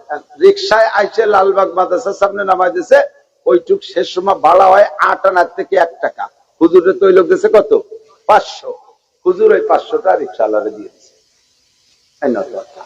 রিক্সাওয়ালা হুজুর কি এলেন? 2 টাকা দিলি হয় সর্বোচ্চ। কয় যে না, ওই লোক তো আমার এই কটা দিয়েছে রিক্সা ভাড়া দিতে, তোমারে দিয়েছে, আমার তো নিতে দেয়নি তো। হুজুর রাখেই নাই, তারা জোর করে নিয়ে আসছে, এটা হলো তোমারে দিয়েছে, রিক্সা ভাড়া করে দিয়েছে। আমরা হাদিয়া, আমাদের যে ওয়াজের পরে হাদিয়া দেন, হুজুর এটা আপনার তেল খরচ দিলাম, এটা আপনার পথ ভাড়া দিলাম, তাহলে ওই টাকা দিয়ে আমার তেয়ালি কিনতে হবে, আমার আর অন্য কিছু করি কার কাজে নেই। আপনার এক দরকার কি? হুজুর যা পারছে আল্লাহ রাস্তায় নিয়ে যান, এটা আপনার হাদিয়া। এরপরে আমি তাই তেল কিনি, মাছ কিনি, রসুন কিনি, পেঁয়াজ কিনি, যা কিছু করি বেড়ালাম। কতক্ষণ এইভাবে টার্গেট দিয়ে দেবে না যে আপনার এই জন্যই দিচ্ছে, তাহলে এবার ওই জন্যই খরচ করা লাগে। এ কথাগুলো জানা দরকার আছে। আসি অনেক সময় মুসাফায় টুকিটাকে এসে গেলে টুক হয়ে যায়, সবকিছু জান। আসার পরে আমি যদি কোটটা খুলি, সাথে সাথে পাশে কেউ থাকলে মোহাব্বতের সাথে খেদমতের নিয়েতে আমার গাছ থেকে কোটটা খুলে দিলাম, গরম দেখতেছেন খুলবো, খুলে দেওয়ার সাথে সাথে পাশের জন্য নেয়, এই কোটটা নেবেন না করে দিলাম। কোটটা গাছতে খুলে দিলে নেবেন না। কেন নেবেন না? এর মধ্যে আমার মাল আছে, পয়সা করি আছে, মোবাইল আছে, আপনি নিয়ে রাখছেন যত্ন করে, আপনার কায়দায় আপনি রাখার পরে চোরের নজর হয়েছে আমার কোটের দিক, সে কোন ফাঁকে ওর মধ্যে মাল বারোই নিয়ে গেছে আপনি তা জানেন না, পরে আমার ওই মাল হারাই গেলে জীবন ভরে আমি আপনার পর দোষটা রাখবো যে উনি নিয়ে এই কাম করছে, ঠিক না? হাতের মানি ব্যাগটা মানে ছোট হ্যান্ড ব্যাগটা নেবেন না, ওর ভিতরে জরুরি কিছু থাকে, এগুলো নেবেন না, ওর ভিতরে হারাই গেলে দোষ হবে আপনার। মনে রাখবেন, কেউ রে কখনো পকেটে বেরোইয়ে চকলেট দেবেন না, দোকানে সরাসরি কিনে খাচ্ছেন, ওর একটা দাও, একটা দাও, একটা দাও, আপনার পকেটে চকলেট আছে, এই চকলেট কেউ খাতি দেবেন না। কারণ আর একজনে একটা দোষী চকলেট, একটা অজ্ঞান চকলেট আপনারে দেশে, আপনার ওই লোকরে দেশে, আর আপনি একটা দেশেন, সে সেইটা খেয়ে বেহুশ হয়েছে, লাস্টের দোষ হবে আপনার। কখনো কেউ রে খিলিপান বানাই এনে দেবেন না যে হুজুর পান খান, আর একজনের খিলি খাইয়া বেহুশ হয়ে গেছে, দোষ হবে আপনার, ওই লোক খিলি দিয়েছে। কতক্ষণ এই কথাগুলো, এই বিষয়গুলো খুব খেয়াল রাখতে হবে। আমি আর নামার সাথে সাথে ছাত্ররা দৌড়ে এসে জুতো নেয়, আমি কই আমার জুতো আমি না না না হুজুর আমার দেন, ও জুতো নিয়ে ভালো এক জায়গায় সারিয়ে থুয়ে রাত্রি যে ঘুমাই দিচ্ছে আমার বাড়িতে, এরপর আমার খালি ভাই বাড়ি যা লাগে।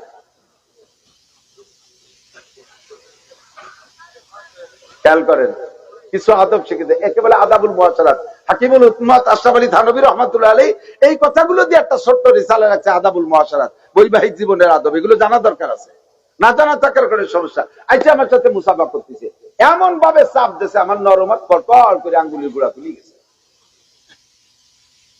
মুসা ভাই একটু হালকা জাকি দিলে, হাদিসে আছে হালকা জাকি দিলে হাতেতে সগীরা গুনাহ জড়িয়ে যায়।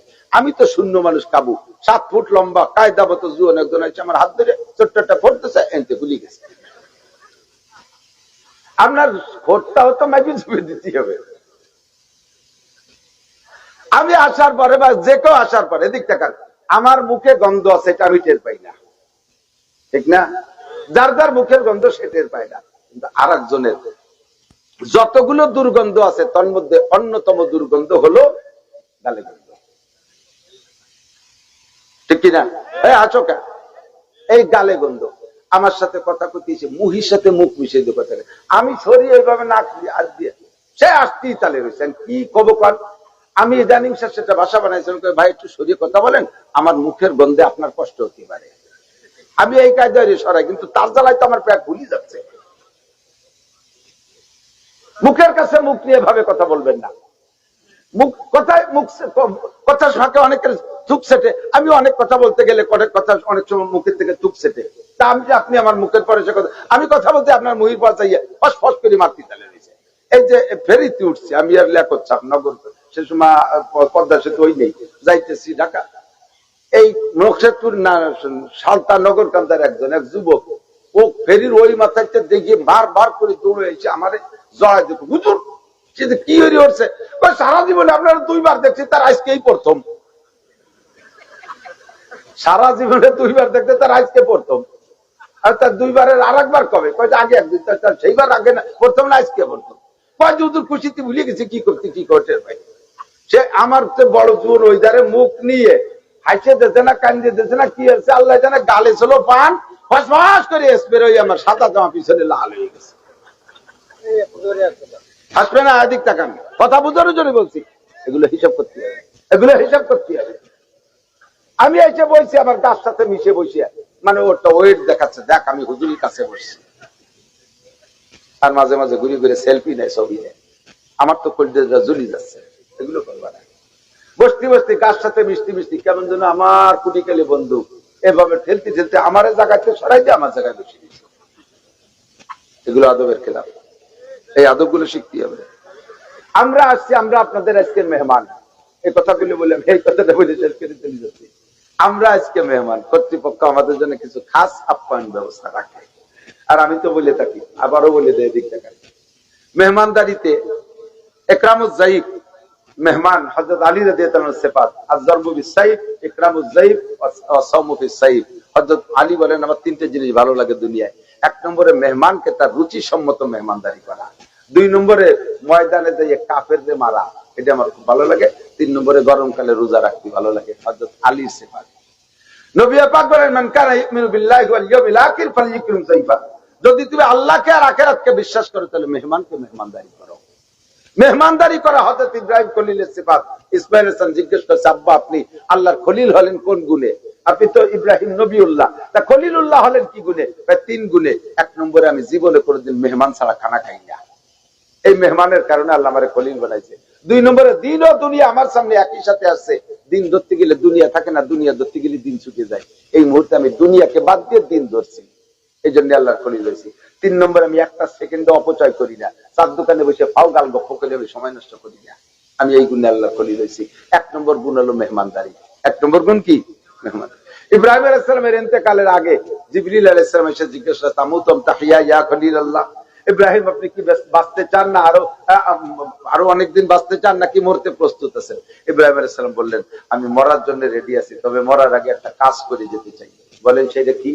দুনিয়ায় যতদিন বেঁচে ছিলাম অতদিন মেহমান ছাড়া খানা খাইনি, মরার পরও কিয়ামত পর্যন্ত মানুষ আমার মেহমান হবে, আর মেহমানদারির জন্য কি এটা আমি কবরে বসে পাবো, এমন একটা মেহমান খানা আমি খুলে রেখে যেতে চাচ্ছি। কি উপায় বলো তো জিবরাইল? জিবরাইলকে ইয়া আমি কব কি রে শুনিয়েছি উপরে। জিবরাইল যে বলতে, আল্লাহ তোমার ইব্রাহিম মরার জন্য রেডি, তবে এই কাজটা না করে মধ্যে তৃপ্তি পাবে না। উনি কি মেহমানদারি করতে পারে? আল্লাহ তাআলা বললেন, জিবরাইল জান্নাত থেকে 1 মুঠ লবণ নাও, সারা দুনিয়ার সমস্ত সভ্য জাতি লবণ ছাড়া খানা খাবে না, কম খাক বেশি খাক, বিস্কুট পিঠে আটা ভাত তরি তরকারি সবার মধ্যে লবণ আছে, আছে না নাই? তাহলে এই লবণের মেহমানদারিটা করতে পারে। 1 মুঠ লবণ নিয়ে ইব্রাহিমের হাতে দাও, ইব্রাহিম হাতের মধ্যে লবণ লগড়াইয়া পানিতে ফেলে দিতে বলো, আর মিকাইলকে বলো পানির মাধ্যমে সারা দুনিয়ার সমস্ত মানুষের কাছে লবণ পৌঁছে দিতে। বিশ্বের যে যেখান থেকে পানির থেকে লবণ বের করে লবণ খাবে, সবাই আমার ইব্রাহিমের মেহমান, আমার ইব্রাহিম এই মেহমানদারির নেকি পাইতে থাকে। আমরা সবাই ইব্রাহিম আলাইহিস সালামের মেহমান, উনি কবরে বসে মেহমানদারি নেকি পাচ্ছে। এখন আমাদের জন্য এমন কিছু খাস মেহমানদারি, যে যেমন ব্যক্তি তার চাহিদা রুচি যেমন সেরকম। এখন আমরা সারা বছর বলে ঘুরি দামি দামি খানা খাইতে খাইতে, এখন আর কোনো দামি খানার প্রতি সব চাহিদা নাই। এখন বেঁচে থাকতে খাওয়া লাগবে, যা দেবেন তাই খাই, হালাল খানা বলে হল। তবে রুচি কি সেইটা বলি। আসার সাথে সাথে প্রাথমিক আঙ্গুর, আপেল, মালটা, নাশপাতি, তারপরে কমলা ইত্যাদি ইত্যাদি 5-6 প্রকারের ফল গুটি খানিক দাম, এক গাদি দাম। গতকালকে সন্ধ্যার সময় একজন মানুষ ইফতারি কিনছি, এই ফল পুরোই টুকু হয়ে যায়, 2 হয়ে যায়, তাই লাগছে 650 টাকা। কি পরিমাণ দামটা তো সবাই যারা কিনে খান জানেন। এত টাকা দিয়ে খাবার দিয়েছেন, এই লাইন ধরে এই যে এদেরকে শুনিতেন কত ফল দিয়েছে আমারে, একটা ফল আমি আর দিই। রাস্তা বইয়ে দেখতে দেখতে 6 মাস খাতি খাতি ওর দিকে মনই নেই। বললাম যে গোসাই গাছাই নিয়ে যাও, তোমাকে দায়িত্ব শেষ। সহজ মেহমানদারি, খরচ কম এবং রুচি সম্মত। আইসোরানিক সাইল পাটাই বাটি হলিও গুলাইয়ে 2 ইঞ্চিতে ভিটে বানিয়ে একটু শাক রাখতে দিয়েন, দেখবেন যে যারে দিয়েছেন সে খায়, আর পাশে যাকে না দিয়েছেন তারা সকলের মতো উকি মেরে চাইছে আল্লাহ বুঝে সব প্যান খাই না হলে একটু সাফ করে বেলায় দেবে খাইয়া, অথচ খরচ কম, মেহমানদারি সুন্দর। এমন একটু ব্যবস্থা আমাদের জন্য করছে, এখন যা আমরা 2-3 জনে খেতে পারি, মুসাফা করতে যাইয়ে 20-22 জন গাতি মেরে বসে রয়েছে। এর জ্বালায় ওই পিঠে কয়েন আমাকে দিতে পারতেছে না। লাস্টে আমরা না, আমি না খাই স্টেজে চলে আসছি। পরে কয় যে হুজুর আপনার জন্য তো এই বানাইছিলাম, কি আচ্ছা সেই সময় দিলেন এখানে, কয় হুজুর অত মানুষের মধ্যে দেই কি, আপনাকে বুঝতে হবে আমরা দূর সফর করে কষ্ট করে আসছি, আসার পরে এখানে বসছি, আমার জরুরত চাহিদা থাকতে পারে, মুসাফা একটু দরকার করে চলে যান, জায়গা গাতি মেরে বসে থাকেন না। আর এক দল আছে এর প্রথম মজুরিতে খাওয়া শুরু করে, যে দল আসে তাকে দেয়, সেই দলের সাথে খাতি তালিতে আশের মতো গেলে। সবগুলো আদবের খেলাফ। এই কিছু আদবের কথা বললাম, কষ্ট হয়েছে নাকি? আদব তাজস্তে আদলুৎফে ইলাহি বিনেবার সারবেরো হার যাকে কাহি। আল্লাহ নিষেধ করছেন, ওই যা তানতুম ফান্তাসিরু, তোমাদের যে কজনে খাওয়া গেছে উঠে পড়ো, জায়গা খালি করে দাও, ওই জায়গা বসে বসে ফাও দরবারের সময় নষ্ট করো না, বাড়িওয়ালাকে ডিস্টার্ব করো না। নষ্ট হয়ে গেছে আপনাদের। আল্লাহ পাক রব্বুল আলামিন ডাক দিয়ে বলেন, বড় মায়ার ডাক, বড় মহব্বতের ডাক, এদিকে খেয়াল করেন। ইয়া আইয়ুহাল্লাযীনা আমানু, হে আমার অন্ধ জগতের অটল বিশ্বাসী পাগলরা, ইত্তাকুল্লাহা হাক্কা তুকাতিহি, দুনিয়ার কোন মখলুককে ভয় পেও না। ভয় পাও একমাত্র, জোরে বলেন কাকে? আগুনরে ভয় পা পুড়ায় দেয়, মরার পরে আগুনরে, দুনিয়ার আগুনরে ভয় পাওয়া লাগে না। সাপরে ভয় পাও, কামড় দেয়, কামড়ে মারা গেলে মরার পরে আর ওই দুনিয়ার সাপরে ভয় পাওয়া লাগে না। বাঘরে ভয় পাও, ধরে ছিঁড়ে বুড়ে খেয়ে ফেলে, কার পরে মারা যাও তোমার আর ওই বাঘরে, দুনিয়ার বাঘরে ভয় পাওয়া লাগে না। কতক্ষণ ঠিক কি ঠিক না?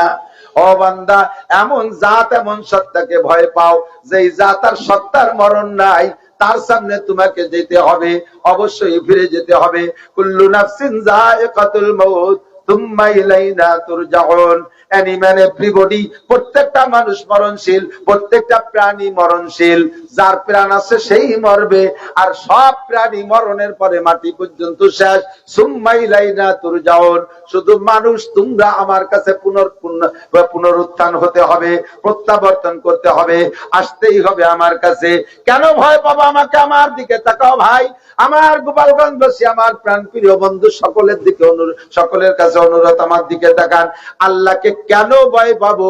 ভাই আল্লাহর সামনে যায় তোমার গোটা জিন্দেগির হিসাব দেওয়া লাগবে, লাগবে লাগবে 4 ভাগে হিসাব দেওয়া লাগবে। আন উমরিহি ফিমা আপনা, সাবালেক থেকে নিয়ে মরণকাল পর্যন্ত লম্বা একটা হায়াত, খাটো একটা হায়াত, যে যতটুকু পেয়েছ, এই গোটা জীবনের হিসাব দেওয়া লাগবে। শুনতে শুনতে কান তেলসা হয়ে গেছেন মিয়া, আমার দিক তাকান। আমি এখনই আপনার একটা হিসাব নেব। আমার যারে মনে চায় তারে জিজ্ঞেস করবো, দোয়া কুনুত শুনবো, কারে শুনবো? মোটা দেহের জন্য জড়ি দোয়া কুনুত। স্বাস্থ্য ভালো কার? মাথা মোটা কজন, মোটা কজন নিচে হয়ে গেছে, আল্লাহ আমারে না ধরে। আত্তাহিয়াতু জিজ্ঞেস করলে বলতে পারবেন না, সূরা ফাতিহা জিজ্ঞেস করলে বলতে পারবেন না, দোয়া মাসুরা জিজ্ঞেস করলে বলতে পারবেন না। আপনি দোয়া কুনুত জিজ্ঞেস করলে বলতে পারেন না। আপনি কোরআন শরীফ নামাজের মধ্যে যা পড়েন তার 99% গলত, 99% গলত বাবা, তাই দিয়ে আপনার নামাজ হচ্ছে না। এই জিন্দেগির এত বড় মাইল রয়েছে নামাজ ভাঙ্গার কারণ 19টা, তার ভিতরে 1 নম্বর নামাজে অশুদ্ধ পড়া।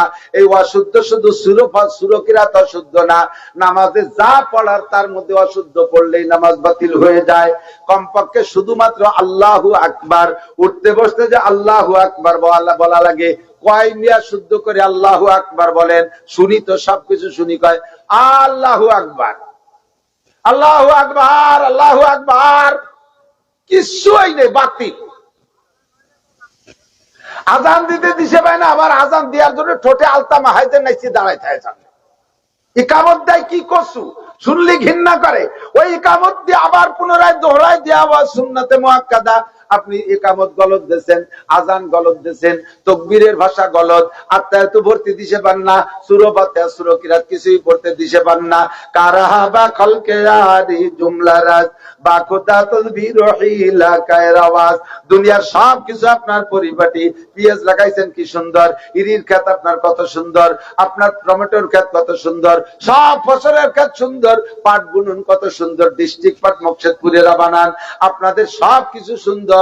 আলহামদুলিল্লাহ কেন অশুদ্ধ? আপনার নামাজের শরীয়তের বিধিবিধান গুলো কেন অসুন্দর? এই ব্যাপারে আপনি কি জবাব দিতে পারবেন? আল্লাহর সামনে যে জিজ্ঞাসা করলে জবাব দিতে পারবেন না।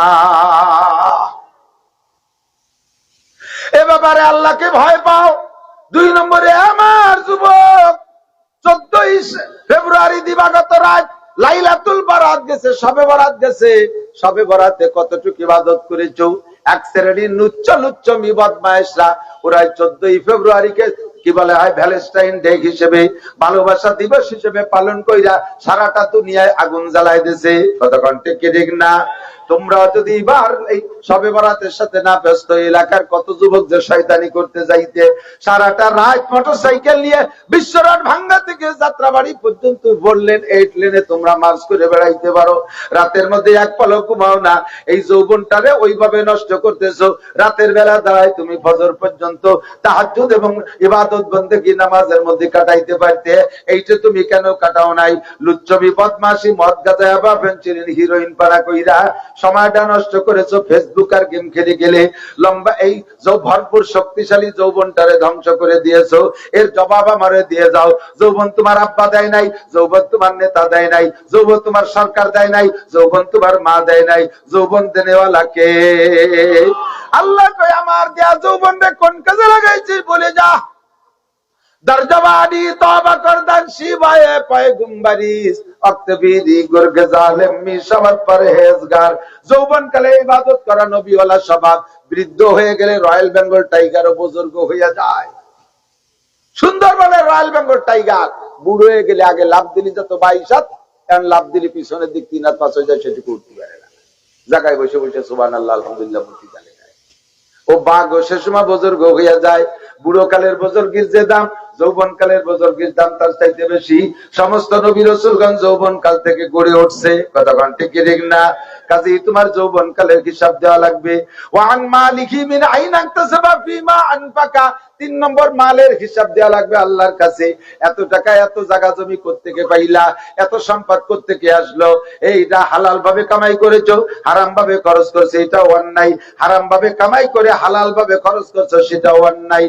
সুদে টাকা, ঘুষে টাকা, চোরা টাকা, ডাকাতি করার টাকা দিয়ে যদি কাবা ঘরের গিলাফ বানায় দেয়, একটা নেকিও হবে না, বরঞ্চ নেকির নিয়ত করলে ঈমান নষ্ট হয়ে যাবে।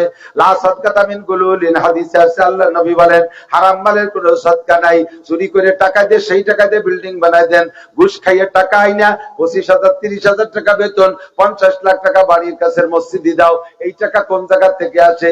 আসমানের থেকে কি তোমার অ্যাকাউন্টে আলাদা করে টাকা ঢোকে? কোত্থেকে টাকা আইনা মসজিদ বানায় দাও, মাদ্রাসা বানায় দাও। আল্লাহ কয়, আমার দিন ধর্ম তোর ঘুষে টাকার কাছে মহতাজ না, ঘুষে টাকার কাছে টাকা না, তোর সুদে টাকার কাছে টাকা না। ইন্নাল্লাহা লা ইয়াকবালু ইল্লা বিত-তাইয়্যিব। পবিত্র টাকা থাকলে একটা টাকা দে, ওই 1 টাকায় কোটি টাকার চাইতে বরকত। 4 নম্বরে, মাযা আমিলা বিমা আলিমা। উলামায়ে কিরামের কাছ থেকে শুনে শুনে জানো, অথবা বই পুস্তক কিতাবাদি পড়ে জানো। তোমার জানা অনুযায়ী কতটুকু আমল করেছো বান্দা বলে যাও। উলামায়ে কেরাম কম বলে নাই, শরীয়তের ফাংশন টুকিটাকি একেবারে সংসার থেকে নিয়ে জীবনের শুরুতে শেষ পর্যন্ত সবই আপনারা বক্তাদের কাছ থেকে কম বেশি শুনছেন। আমল করছেন কয়টুক কতটুক এইটুক জবাব দিয়ে যাও। আলেমকে জিজ্ঞেস করবে, আলেম সাহেব এত কিতাব পড়ে আমল করছো কতটুক বলে যাও। পর্দার ওয়াজ, পর্দা কোরআনে পড়েছো, তুমি নিজে পর্দা করো নাই। হাই স্কুল কলেজ আলিয়া মাদ্রাসায় পড়াইয়া যুবতী সুন্দরী মেয়েদেরকে বেপর্দা মুখ খুলে সামনে বসায় বসায় পড়াইয়া বেপর্দা করেছো। অথচ পর্দার বয়ান তাকেও তুমি পড়াও, পর্দার চ্যাপ্টার তাকেও তুমি পড়াও, পর্দার অধ্যায় তাদেরকে পড়াও, তুমি নিজেও তাদের কাছ থেকে পর্দা করো না। ঘুষের বিপক্ষে বয়ান করো, আবার নিজে ঘুষ দিয়ে প্রতিষ্ঠানে চাকরি নিয়েছো। ও উলামায়ে কেরাম, নিজে বয়ান যতটুকু করেছো আমল করছো কতটুকু বলে যাও। আমাকে জিজ্ঞেস করা হবে, মাওলানা তুমি তো কম বয়ান করো নাই, এই বয়ানের পর নিজে আমল করছো কতটুকু বলে যাও। এই 4 নম্বর প্রশ্নটা হবে সবচাইতে কঠিন, এর থেকে এড়ায় যা বড় কষ্ট হবে। এই জন্য ইত্তাকুল্লাহ, ভয় করতে হবে কাকে? আল্লাহ ছাড়া আর কেউকে ভয় লা নাকাবু আহাদান ইল্লাল্লাহ, আল্লাহ ছাড়া আর কেউরে ভয় করি না, ভয় করব আল্লাহকে। এরপরে আল্লাহ পাক বলেন হাক্কা তুকাতিহি, যেমন ভয় করা দরকার ওই রকম করো। ওয়ালা তামুতুন্না ইল্লা ওয়া আনতুম মুসলিমুন। আরেকটা অনুরোধ, তুমি মুসলমান না হয়ে মরো না। মুসলমান না হইয়া, জি আল্লাহ আমরা মুসলমান হইছি, আমার আব্বা আমার 8 বছর বয়সে মুসলমানি দিয়ে দিয়েছে, এইভাবে উনি মুসলমান হয়েছে। ওরম মুসলমান ভারতের বহুত হিন্দু আছে। আমার এক ডাক্তার ছিল, শাহজাহান ডাক্তার, মারা গেছে। কয়ে গেলাম ভারতে চিকিৎসা নীতি, যাইয়া একটা ডাক্তার মানুষ তো নিজের চিকিৎসা নেবে, আবার ওই দেশের থেকে চিকিৎসা দেখে চিকিৎসা শিখবে, খেয়াল থাকে। তো গেলাম একটা হাসপাতালে, যাইয়া এই সার্জিক্যাল সাইড, যেটা অপারেশন সাইড, ওই সাইড দেখতে গেলাম। যে দেখ যে 50-60 জন মানুষ শোয়া বিছিয়ে নেয়। একে কি অসুবিধা? এরা সবাই মুসলমানই নেছে, কিনেছে খাতনা নেছে। দিয়ে দেশে এত মুসলমান, উনি কইতেছে যে এলাকায় এত মুসলমান, এই হাসপাতাল ওর একটাও মুসলমান না, সব হিন্দু। মুসলমানই নিল কে? কয় যে হিন্দুদের এই পেশাবে মানে শরমগার সামনে, লজ্জাস্থানের সামনে বাড়তি চামড়ার ভিতরে পেশাব আটকে থাকতে থাকতে, পেশাব তো লবণ, তো ওই লবণে খাইয়ে খাইয়ে তাদেরকে ক্যান্সার বানাই ফেলতেছে।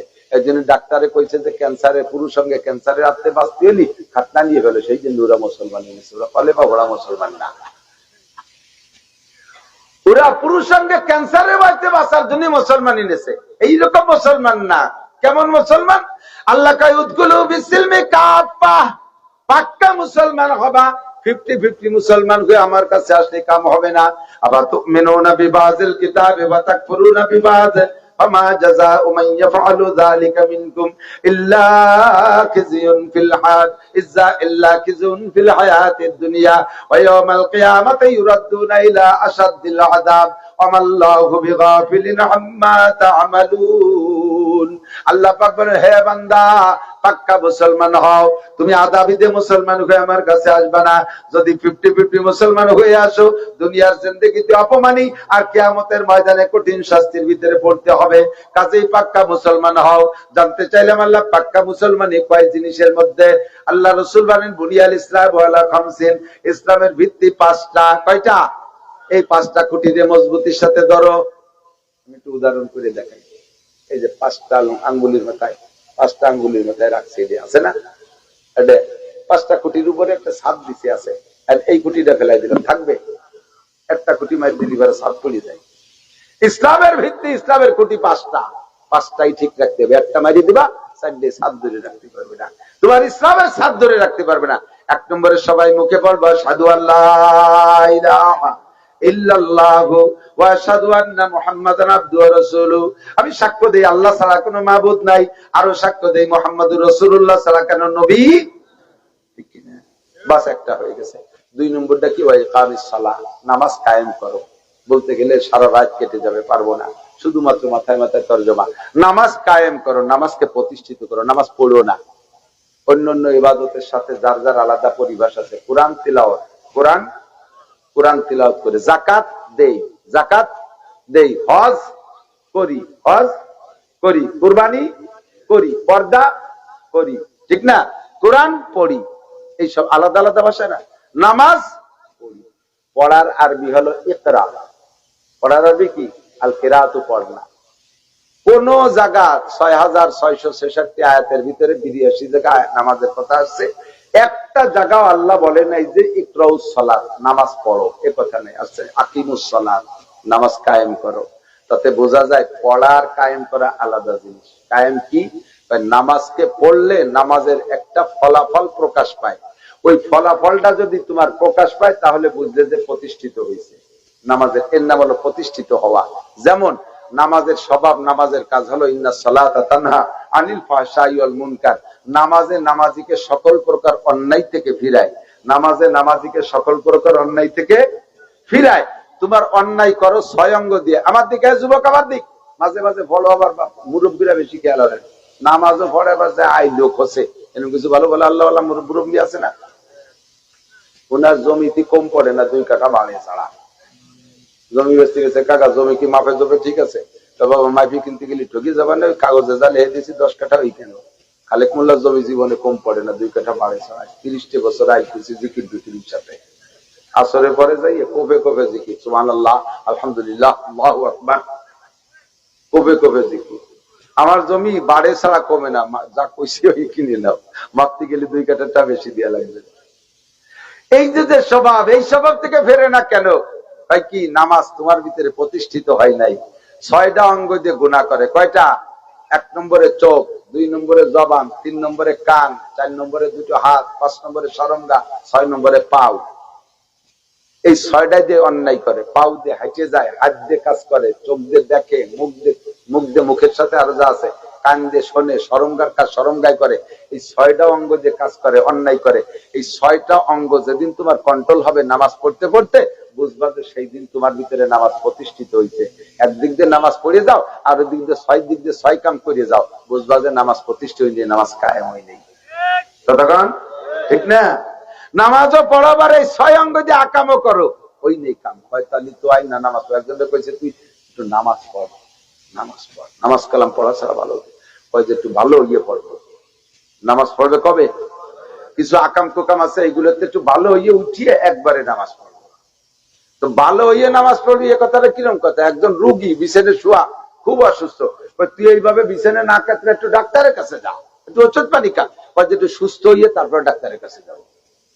বোঝেন নাই? অসুস্থ তারে কই ডাক্তারের কাছে যাও, একটু সুস্থ হইয়ে ডাক্তারের কাছে যাবো। সুস্থ হলে তার ডাক্তারের কাছে যাবি কে? ডাক্তারের কাছে গেলি না সুস্থ হবি, বিছানে তুই তো সুস্থ হবি না। আমি একটু ভালো হইয়ে শেষে নামাজ পড়বো। আল্লাহ কয় না, নামাজ যে তোরে ভালো বানাবে, নামাজ পড় তাহলে ভালো হবি। আগে ভালো হয়ে কেউ নামাজ পড়তে পারে না, নামাজে তোরে ভালো করবে। কথা কন, নামাজে যারে ভালো করছে বুঝবেন যে তার ভিতরে নামাজ প্রতিষ্ঠিত হয়েছে। নামাজ পড়তে পড়তে চোখ কন্ট্রোল হয়ে গেছে, আজে বাজা কিছু দেখতে মনে চায় না, কিন্তু জিভে কন্ট্রোল হয়নি।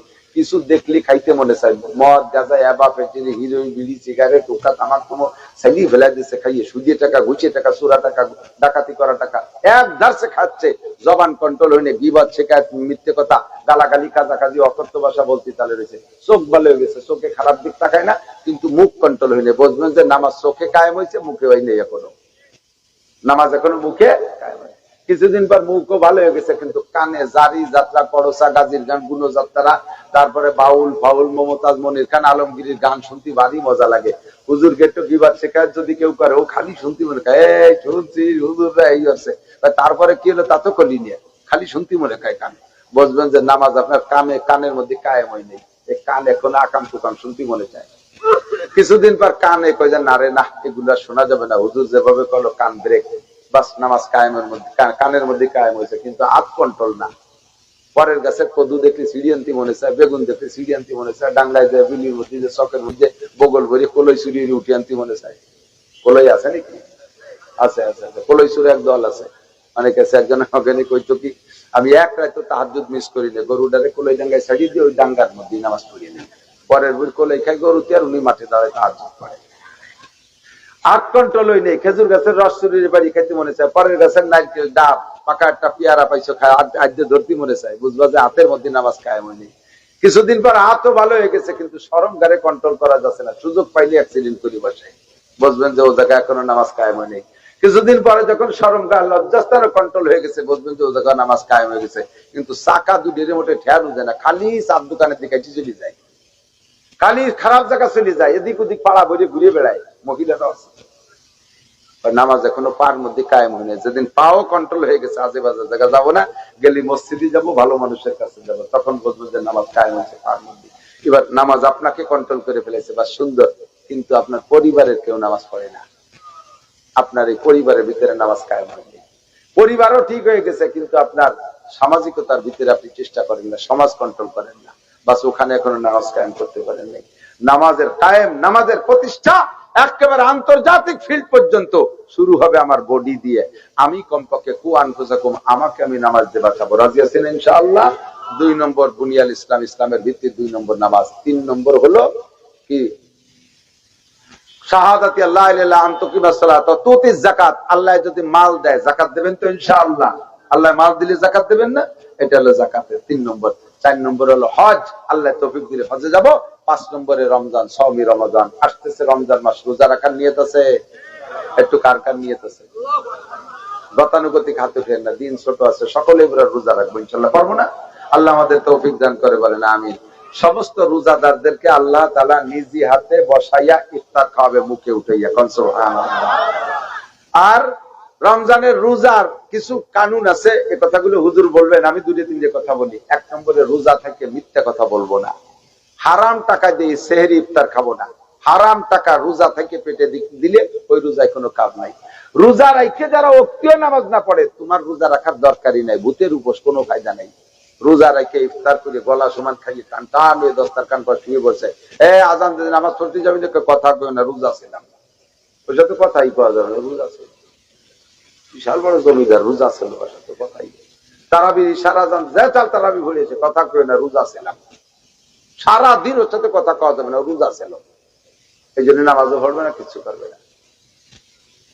রমজানের রোজা গীবাত করবেন না, হারাম খাবেন না, মিথ্যে কথা বলবেন না, পরের হক নষ্ট করবেন না, 5 ওয়াক্ত নামাজ পড়বো। হুজুর বলেন গুফিরা লাহু মা তাকাদ্দামা মিন যামবিহি, ওই লোকটার জীবনের সমস্ত গুনাহ মাফ, সব গুনাহ। মহিলারা রমজান মাসে ইনকাম করবে, মোটা ইনকাম। বাড়ি যে কয়জন রোজাদার সদস্য, তাদের রোজার সেহরি আর ইফতারি অ্যারেঞ্জ করবে, ওই মহিলার আমলনামায় ওই পরিমাণ রোজাদারের নেকি আল্লাহ তাআলা তাকে দিয়ে দেবে। তারটা তো তার থাকবেই আর সাথে সাথে। কিন্তু মহিলা রোজা থাইয়ে যদি এবার মার্কেট করতে যায় মকসেদপুর, ওই ভাঙ্গার বাজারে যায়, বিট আগে ঠেলা খাতি খাতি রোজাটা রাস্তায় ঝেড়ি বুড়ি গেছে, ওই জড়িয়েই গেছে, ও রোজা বাড়ি আসে। আল্লাহ হেফাজত করুক, বলেন আমিন। শরীয়তের বিধান মেনে চলবো তো ইনশাআল্লাহ। আল্লাহ আমাদের তৌফিক দান করুন। মাদ্রাসাটা হয়েছে মাত্র কয় মাস, জানুয়ারিতে শুরু হচ্ছে। আজীব। মাদ্রাসার পক্ষে কার একটা হাত দেখাবেন অন্তর থেকে? মাঝে মাঝে কেউ হাত উঠেনি, বিপক্ষে আছেন নাকি? আরে টাকা পয়সা দিয়ে নেমনি, সমর্থন দেখান, সমর্থন দেখান। পক্ষে আছেন তো? মাশাআল্লাহ। ছোট্ট পরিসরের ভিতরটা দেখে আমি বুঝছি এর যারা পরিচালনায় আছে এরা রুচিশীল। ছোট ছোট মানুষ, যুবক মানুষ, আমি প্রাণ খুলে তাদের জন্য দোয়া করি, আল্লাহ তাআলা তাদের হাতে এখানে বড় একটা মাদ্রাসা করার তৌফিক দিন। জায়গা জমি যা লাগবে তা আল্লাহ তাআলা তাদের হাতে ব্যবস্থা করে দিন। আল্লাহ এই জায়গায় অবিহি কলা হাদাসানা, বুখারী, মুসলিম, তিরমিজি, মিশকাত শরীফের ক্লাস করানোর সুযোগ করে দিক, এ পর্যন্ত মাদ্রাসায় পৌঁছে দিক, বলেন আমিন। আপনি একটু সাথে থাকবেন না ইনশাআল্লাহ? চলে যাবেন একদিন, চলে যাবেন, থাকবেন না, একটু যা কিছু দেহের সাথে শরীক হয়ে যাবেন। কবরে বসে অনাদি অনন্ত কাল অবিহি কলা হাদাসানা তো শোনেন নাই আপনারা? এই এলাকার মানুষ বুখারী শরীফের ক্লাস শোনেন নাই? যে এলাকায় বড় বড় মাদ্রাসা আছে ওই এলাকার পাবলিকরাও এই হাদিস পড়ানো শোনে। বুখারী, মুসলিম, তিরমিজি হাদিসের কিতাব পড়ানোর শুরুতে সনদ শুরু হলো অবিহি কলা হাদাসানা। এই কয়ে রাবীদের নাম বলতে বলতে, বর্ণনাকারীদের নাম বলে, ক্বালা রাসূলুল্লাহ সাল্লাল্লাহু আলাইহি ওয়াসাল্লাম খায়রুকুম মান তাআল্লামাল কুরআনা ওয়া আল্লামা। এমন একটা মজা, যেই মজা আপনি দুনিয়ার কোনোটাই পাবেন না। আমি লক্ষ্মী ভাষা মাদ্রাসায় পড়াইতাম, মাস্টার আব্দুল কাইম সাহেব, মাস্টার তারপরে আব্দুর রউফ মোল্লা, বড় বড় ধনী মানুষরা রাতের বেলা এসে আমার ক্লাসে বসতেন। বুখারীর ক্লাস আমি রাত 1টা পর্যন্ত পড়াইতাম, উনরা এসে বসতেন। আমি বলতাম যে চাচা আপনাদের কষ্ট হচ্ছে? কয় যে যত কষ্ট হোক, এই শুনতে যে কি মজা লাগে এত আমি দুনিয়ায় কোনোদিন শুনিনি। এমন একটা মজা। আল্লাহ যেন আপনাদের এলাকার মানুষকে এখান থেকে এই মজা নেওয়ার তৌফিক দান করে, বলেন আমিন। সদকায়ে জারিয়া, মানুষ যতদিন বেঁচে থাকে ততদিন চাকরি বাকরি ব্যবসা বাণিজ্য করে ইনকাম করে খায়, যতদিন পর্যন্ত সচ্চা নড়বে না। মাদ্রাসার বিপক্ষে যারা, মোদির সাথে আর ডোনাল্ড ট্রাম্পে আর কি কয় এই বেনিয়ামিন নেতানিয়াহুর দলে যারা, তারা খালি চলে যাবে। আর আল্লাহ আল্লাহ রসুলের দলে যারা, তারা বসবে। একমাত্র পেশা বসলে 1 আঙ্গুল উঁচু করবেন, আমি বুঝবো যে এই মাদ্রাসায় 1000 টাকা দেবেন। এক আঙ্গুল উৎসরিয়ে 1000 টাকা দিয়ে পেশাব করে যে পেশাব করে শুয়ে থাকলে ওটাই উঠবো না। মিথ্যে কথা কয়ে চলে গেছি ডায়াবেটিস হবে 22। আল্লাহ সবাই সুস্থ রাখুক আমিন। তো বৃদ্ধকালে যাইয়া যখন চাকরি থেকে রিটায়ার করে তখন কি করে, 50 লাখ টাকা পাইছে, 25 লাখ টাকা দিয়ে একটা জায়গা কিনে আর 25 লাখ টাকা দিয়ে 3 ইউনিটের একটা ছোট মোটো টিনের ঘর বানাইয়া 10 হাজার টাকা করে ভাড়া দেয়, 3 ইউনিটিতে 30,000 টাকা আসবে, বুড়ো কাল পর্যন্ত ছেলে মেয়ের মহতাজ হওয়া লাগবে না, ঘরে বসে খাই বাঁচতে পারবো। বুদ্ধিমান জ্ঞানী মানুষ। আল্লাহ রসুল কয় তুমিও মরে যাওয়ার পরে তোমার ইনকাম সোর্স শেষ, ইজা মাতাল ইনসান ইনকাতানু আমালুহু, সব আমল বন্ধ। 3টে ইউনিটের একটা বিল্ডিং তুমি বানাই যেতে পারো, সদকাতুন জারিয়া, 1 নম্বরে সদকা জারি, ওখান থেকে মাসে 10,000 টাকা যাবে। আর ইলমিন ইনতাফাউ বি, যে ইলমের দ্বারা মানুষ উপকৃত হতে পারে, ধর্মীয় ইলম রেখে যাও, 5 জনের শিখে রেখে যাবা, ওখান থেকে হাজার হাজার মানুষ আলেম হবে, মাসে মাসে 10,000 টাকা পাবা। আও ওয়ালাদিন সালিহিন ইয়াদুলাহু, নেক সন্তান রেখে যাবা কবরের কাছে যে রব্বির হাবুমা পড়বে, তাতে মাসে মাসে 10,000 টাকা পাইতে থাকবা। 3 ইউনিটের একটা বিল্ডিং। তা আপনাদের এই মাদ্রাসা এরা ফিল্ডে ভাবে জোর জবরদস্তি করে কালেকশন না, পকেটে যদি থাকে বিসমিল্লাহ কইয়া 1000 টাকার একটা নোট কোন আল্লাহর বান্দার পকেটে থাকলে, আমি কিন্তু যদিও বাড়ি গোপালগঞ্জ মকসেদপুর পর্যন্ত মুসাফির হয় না, আমি মুসাফিরের পথ ঘুরিয়ে আইছি, আমি মুসাফির হয়ে আসছি। কাজে আমি দোয়া করবো আল্লাহ তাআলা আপনাকে হালাল ভাবে লাখ লাখ কোটি কোটি টাকার বরকত দান করবে, আপদ বিপদ বালা মুসিবত থেকে রক্ষা করবে, সুস্থতার সাথে লম্বা হায়াত দান করবে। এই টাকাটা সদকায় জারে, ও যে টাকা নিয়ে আল্লাহর বান্দা উঁচু করছে, টাকা রেডি করছে, আছেন এই যে মাশাআল্লাহ মাশাআল্লাহ আলহামদুলিল্লাহ, এ আশা শুরু হয়ে গেছে আলহামদুলিল্লাহ। মোহাম্মদ আলী ভাই 1000 টাকা দিয়েছে, জাযাকুমুল্লাহ। আল্লাহ তোমার নবীর সাথে নাম মিলছে বিদায় তাকে নবীর সাথে জান্নাতি করে দিও, বলেন আমিন। দুনিয়ার অভাব অনটন দূর করে দাও, হালাল ভাবে অনেক টাকার মালিক বানাই দাও। পকেটে আছে ঠেকবেন না, এই 1000 টাকা দিয়ে যাওয়ার কারণে বছরের শেষে যদি আপনার অভাব পড়ে যায়, আমার ফোন দিয়ে আমি 1000 টাকা পাঠাই দেবো, কারণ আমি জানি যে এই টাকা আপনার অভাব পড়বে না। আল্লাহ আপনার 10,000 টাকা দেবে কম পক্ষে, আর এর চাইতে আল্লাহ তাআলা 1000 গুণে বেশি দেবে আপনাকে দোয়া কবুল হয়ে গেলে। থাকলে 1000 টাকার নোট আর 500 টাকার নোট নিয়ে একটু কোন আল্লাহর বান্দা হেঁটে আসবেন, দোয়া করে দেবো ইনশাআল্লাহ। আসেন দোয়া করে দেবো ইনশাআল্লাহ। আসেন, যদি কোন আল্লাহর বান্দা থাকেন 1000, 500, 200, 100 টাকার নোট নিয়ে আমি দোয়া করবো আল্লাহ যেন তারা হজ করার তৌফিক দান করে, সুস্থতার সাথে লম্বা হায়াত দান করে। ছাত্ররা যাবে, ভিতরে যান, যাও যাও যাও, তোমরা ঢুকে পড়ো, জমার করস না, ব্যাগ নাও, ব্যাগের ভিতরে দিয়ে দেবেন, যার কাছে যেমন আছে।